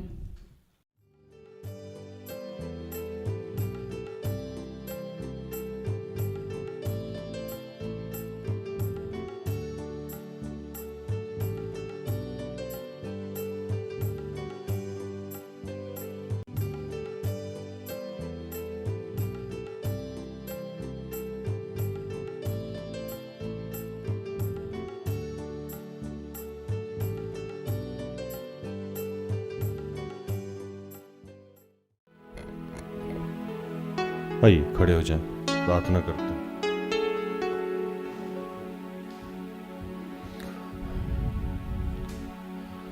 कि हे पिता, हे ईश्वर और पृथ्वी के सृजनहार, हे हम सब के रचयिता, हम तेरा धन्यवाद करते हैं। धन्यवाद आज के सुंदर और आशीषित दिन के लिए जो तूने एक नए अध्याय के रूप में जोड़ दिया। धन्यवाद पिता कि तूने आज हमें समझाया कि संसार में जब हम निकलेंगे प्रभु, तो जगह जगह पे हर एक सांस के साथ तेरी जरूरत पड़ेगी, तेरी आवश्यकता पड़ेगी। और तूने हमें ये कह रखा है कि तू हमारे साथ है, लेकिन पिता हम भूल जाते हैं कि तू हमारे साथ है, तू हमारे आगे आगे चलता है। और ये हमें हर वक्त याद रहे कि इस संसार में जब हम लड़ने जाएं तो हमारा हथियार अस्त्र शस्त्र वचन है, जिसको हम हमेशा धारण रखें। और वो धारण रखने के लिए हमें उस पुस्तक को खाते रहना होगा, पढ़ते रहना होगा, निगलते रहना होगा, पचाते रहना होगा। तो आज हमने सीखा कि प्रभु तेरे जीवित वचन को हम रोज पढ़ें, चाहे वो हमें समझ में आए या ना आए, हमें याद हो या ना हो, लेकिन वचनों को हम पढ़ें। तूने कहा था कि अपनी रोटी जलाशय पे फेंक दे, एक दिन वो स्वतः ही तुम्हारे ऊपर आ जाएगी।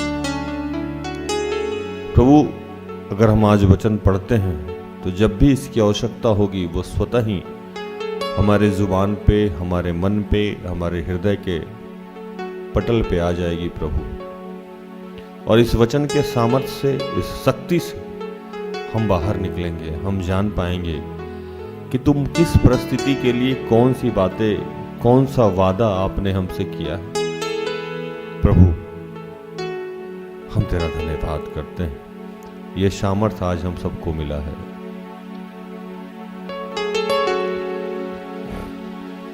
तू मेरे जीवन की रोटी है, तू मेरे जीवन का पानी है।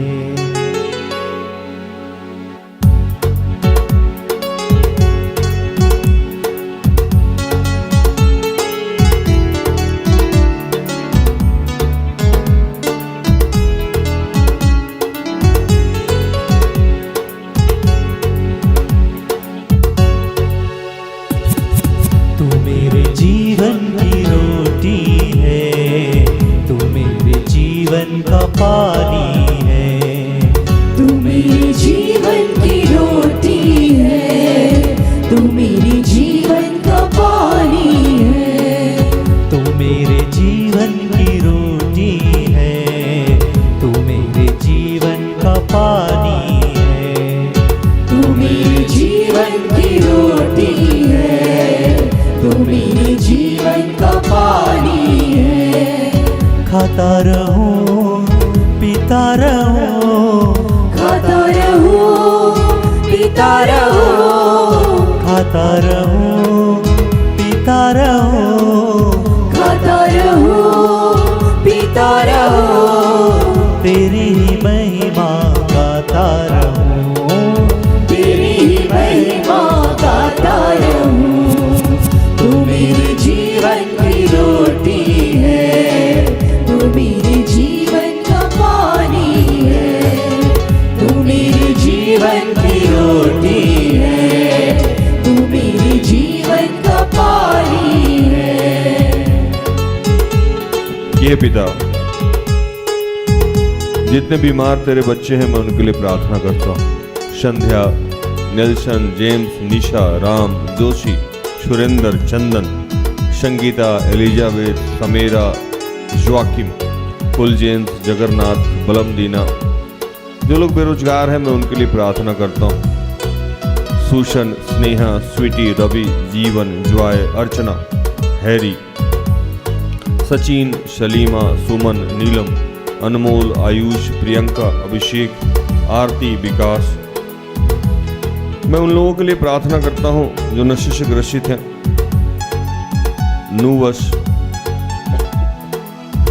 पात्रिक, बोनीपस, और मैं उन लोगों के लिए प्रार्थना करता हूं जो निसंतान है, आभा, जो लोग पवित्र आत्मा के लिए भूखे और प्यासे हैं, पारिवारिक प्रार्थना चाहते हैं, अनवित, रोशन, अंजू, अनामिका, नीलिमा, दयामणि, रोनल, ओलिव, रोशनी, पूनम, जोहानी, कुलदीप, रोशन।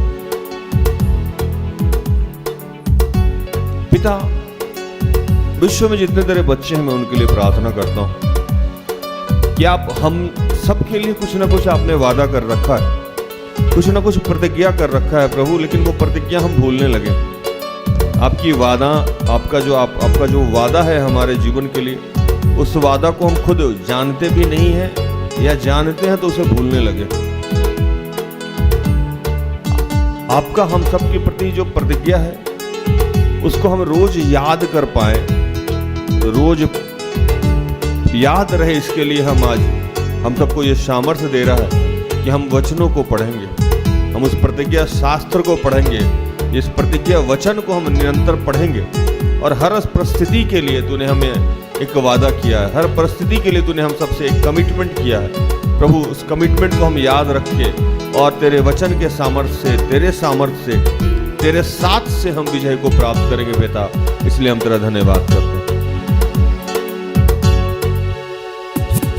वादा किया उसने मेरे साथ, वादा किया है उसने मेरे साथ, वादा किया है उसने मेरे साथ, वादा किया है उसने मेरे साथ। स्वर्गों में थामेगा यीशु मेरा हाथ, स्वर्गों में थामेगा यीशु मेरा हाथ। रखेगा वो मुझको दिल से लगा के, अपना बना लेगा मुझको मेरा बाप। रखेगा वो मुझको दिल से लगा के, अपना बना लेगा मुझको मेरा बाप। तू मेरे जीवन की रोटी है, तू मेरे जीवन का पानी है, तू मेरे जीवन की रोटी है, तू मेरे जीवन का पानी है। यीशुआ तू आ जा रे, यीशुआ तू आ जा रे, यीशुआ तू आ जा रे, यीशुआ तू आ जा रे, यीशुआ तू आ जा रे, यीशुआ तू आ जा रे, यीशुआ तू आ जा रे, यीशुआ तू आ जा रे। ये पिता, मैं जितने तेरे दास दासी हैं मैं उनके लिए प्रार्थना करता हूँ कि प्रभु उन सबको ये अभिषेक देना, वो निरंतर तेरे वचनों को पढ़े, तेरे साथ बैठे, और वो जहां भी जाएं उसके पहले वचन को खाएं, आत्मिक भोजन लेके अपना अस्त्र शस्त्र धारण करके वो निकले रोज। मैं उन लोगों के लिए प्रार्थना करता हूं जो नौकरी करते हैं, वो अपने आत्मिक भोजन को खा के निकले, ताकि सामने जो विद्रोही घराने से लोग हैं जिनके साथ हमें जीना मरना है, वो हमारे ऊपर जब वार करते हैं तो उस घड़ी हमें कैसे उनके साथ व्यवहार करना है, इसकी भी बातें तूने लिख रखी है और वो हमें ज्ञात रहे, हमें याद रहे। इसलिए हम रोज तैयार होके जाएं, रोज अपने अस्त्र और शस्त्र को, अपने ढाल को धारण करके जाएं। जितने बुजुर्ग माता पिता हैं मैं उनके लिए प्रार्थना करता हूँ, जिनके लिए वस्त्र नहीं है मैं उनके लिए प्रार्थना करता हूँ, जिनके भोजन नहीं है उनके लिए प्रार्थना करता हूँ, जिनके लिए घर नहीं है मैं उनके लिए प्रार्थना करता हूँ। इस दिनों जितने लोग गर्भ धारण किए हुए हैं उस जच्चे और बच्चे के लिए मैं प्रार्थना करता हूँ। जितने लोग हॉस्पिटल में हैं मैं उनके लिए प्रार्थना करता हूँ। कोई भाई चंदन है, प्रभु आपके जीवन को एक नए सिरे से आशीषित कर रहा है, नए सिरे से खड़ा कर रहा है। कोई कुसुम है, प्रभु आपको शीघ्र ही आशीषित कर रहा है। धन्यवाद करते हैं प्रभु कि आज निरंतर कोई विवेक है प्रभु और आपको अनुग्रहित करने जा रहा है। हम धन्यवाद करते हैं प्रभु इन दिनों बबीता प्रभु आपको नौकरी का आशीष देने जा रहा है। बबीता मेहता प्रभु आपको नौकरी का आशीष देने जा रहा है। आप धन्यवाद कीजिए। हम धन्यवाद करते हैं कि प्रभु इन दिनों तूने बहुत अधिकाई से हम सबको इस्तेमाल किया है। हम सबके जीवन में जो भी घटनाएं घटी है, हम सबके जीवन में जो भी समस्याएं हुई हैं, वो सारी बातें मिलकर हमारे लिए सिर्फ और सिर्फ भलाई उत्पन्न कर रही है। हम धन्यवाद करते हैं इस वक्त जो भी गाँव में हैं उन तमाम लोगों के लिए मैं तुझसे प्रार्थना करता हूं कि उनकी सारी ज़रूरतों को पूरा करें। जितने छोटे और बड़े व्यापारी हैं मैं उनके लिए प्रार्थना करता हूं। जितने छोटे से छोटे रोजगार करने वाले लोग हैं मैं उनके लिए प्रार्थना करता हूं कि पिता उन सबको रोजगार को आशीषित देना। हे पिता मैं प्रार्थना करता हूं कि हम सब एक हों प्रभु, हमारी एकता, हमारी अखंडता हो प्रभु। हमें कभी कोई तोड़ नहीं पाए। हम अपने बड़ों के साथ एक रहें, हम अपने छोटों के साथ एक रहें। जितने परिवार में मनमुटाव है प्रभु उनके लिए प्रार्थना करता हूँ। जितने पति पत्नी के रिश्ते हैं मैं उनके लिए प्रार्थना करता हूँ। जितने बच्चे हैं वो अपने माँ बाप से जुड़े रहें, जितने माँ बाप हैं अपने बच्चों से जुड़ते रहें। जितने भाई बहन हैं वो अपने भाई बहन में तनाव ना हो। जितने छोटे छोटे बच्चे हैं जिनको प्रभु तूने सेवा कार्य के लिए बुलाया है पृथ्वी पे, उनकी रक्षा करना, हर नकारात्मक शक्ति से उन्हें बचा के रखना। मैं उन तमाम लोगों के लिए प्रार्थना करता हूं जो हर बात में नकारात्मक सोचते हैं प्रभु, उनके नकारात्मक सोच की शक्ति को आज यीशु के नाम से हम समाप्त कर देते हैं। हर बात में नकारात्मक सोचते हैं प्रभु, मैं प्रार्थना करता हूं अनाथ और विधवा के साथ तू रहा है प्रभु। विश्व में जहां भी झगड़ा है, क्लेश है, झंझट है, उनको तेरे हाथों में समर्पित करते हैं। अपने देश के जितने गणमान्य लोग हैं मैं उन सबको तेरे हाथों में समर्पित करते हैं। और प्रभु विश्व में जितने लोग हैं उन सब के लिए आज प्रार्थना करते हैं कि वो सब तेरे ज्ञान को रखें। तूने कहा था कि मेरी प्रजा मेरे ज्ञान के अभाव में नष्ट हुए जा रही है। हम सब नष्ट हुए जा रहे हैं इसलिए कि हम आपको जानते नहीं, हम आपको पहचानते नहीं। आज हम सब पे ये कृपा कर प्रभु कि हम तेरे ज्ञान को अर्जित करें और रोज ही अर्जित करें।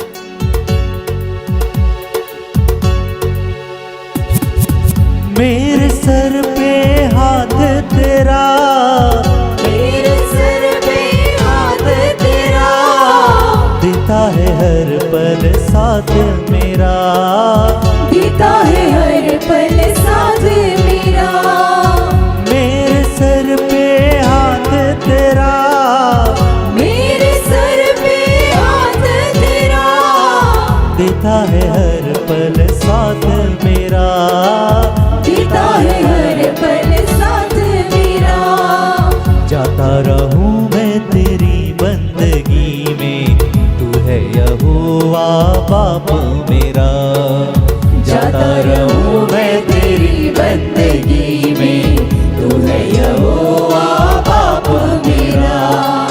तू मेरे जीवन की रोटी है, तू मेरे जीवन का पानी है, तू मेरे जीवन की रोटी है, तू मेरे जीवन का पानी है।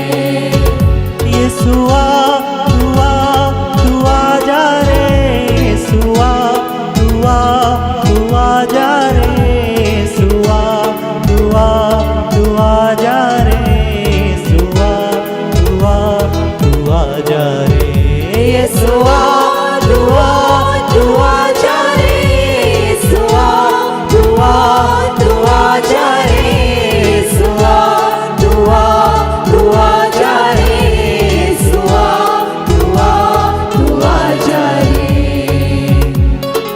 ये पिता मैं फिर से तुझसे प्रार्थना करता हूं प्रभु कि विश्व में जितने तेरे बच्चे हैं वो सब तेरे ज्ञान को अर्जित करें और हर वक्त वर्जित करें प्रभु। और हर बाधा, हर मुश्किल से तेरे प्रज्ञा, तेरे ज्ञान, तेरे सामर्थ्य से वो निजात पाए। सब कुछ आपके हाथों में समर्पित करते हैं और इन तमाम प्रार्थना को प्रभु यीशु के जीवित और पवित्र नाम से मांगते हैं। दया से सुन और स्वर्ग के राज में ग्रहण कर, आमीन। तो धन्यवाद, प्रभु आप सबको आशीष दे। आशा करते हैं कि आज के प्रार्थना से, आराधना से, वचनों की उद्घोषणा और अंतिम प्रार्थना से प्रभु ने आप सबको स्पर्श किया होगा। प्रार्थना परिवार निरंतर आपका आभारी है कि आप हमारे साथ हैं, हमारा सहयोग करते हैं। आज के लिए इतना ही। कल हमारी आपकी फिर से मुलाकात हो जाएगी। तब तक के लिए स्वस्थ रहें, सुरक्षित रहें, सरकारी नियमों का पालन करें, प्रभु के आदेश का पालन करें। जैसा मैं रोज कहता हूं कि हम सब में बहुत सारी दुर्बलताएं हैं, कृपया हमें क्षमा करो और हमारे लिए प्रार्थना करें। प्रार्थना उनका परिवार अगर आपके किसी भी काम आए तो कृपया हमें संपर्क करें। जय यीशु, यीशु सहाय। Good night.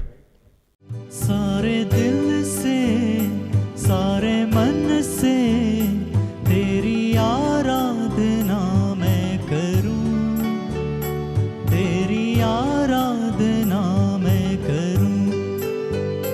सारे दिल से, सारे मन से तेरी आराधना मैं करूं, तेरी आराधना मैं करूं। सारे दिल से, सारे मन से तेरी आराधना मैं करूं, तेरी आराधना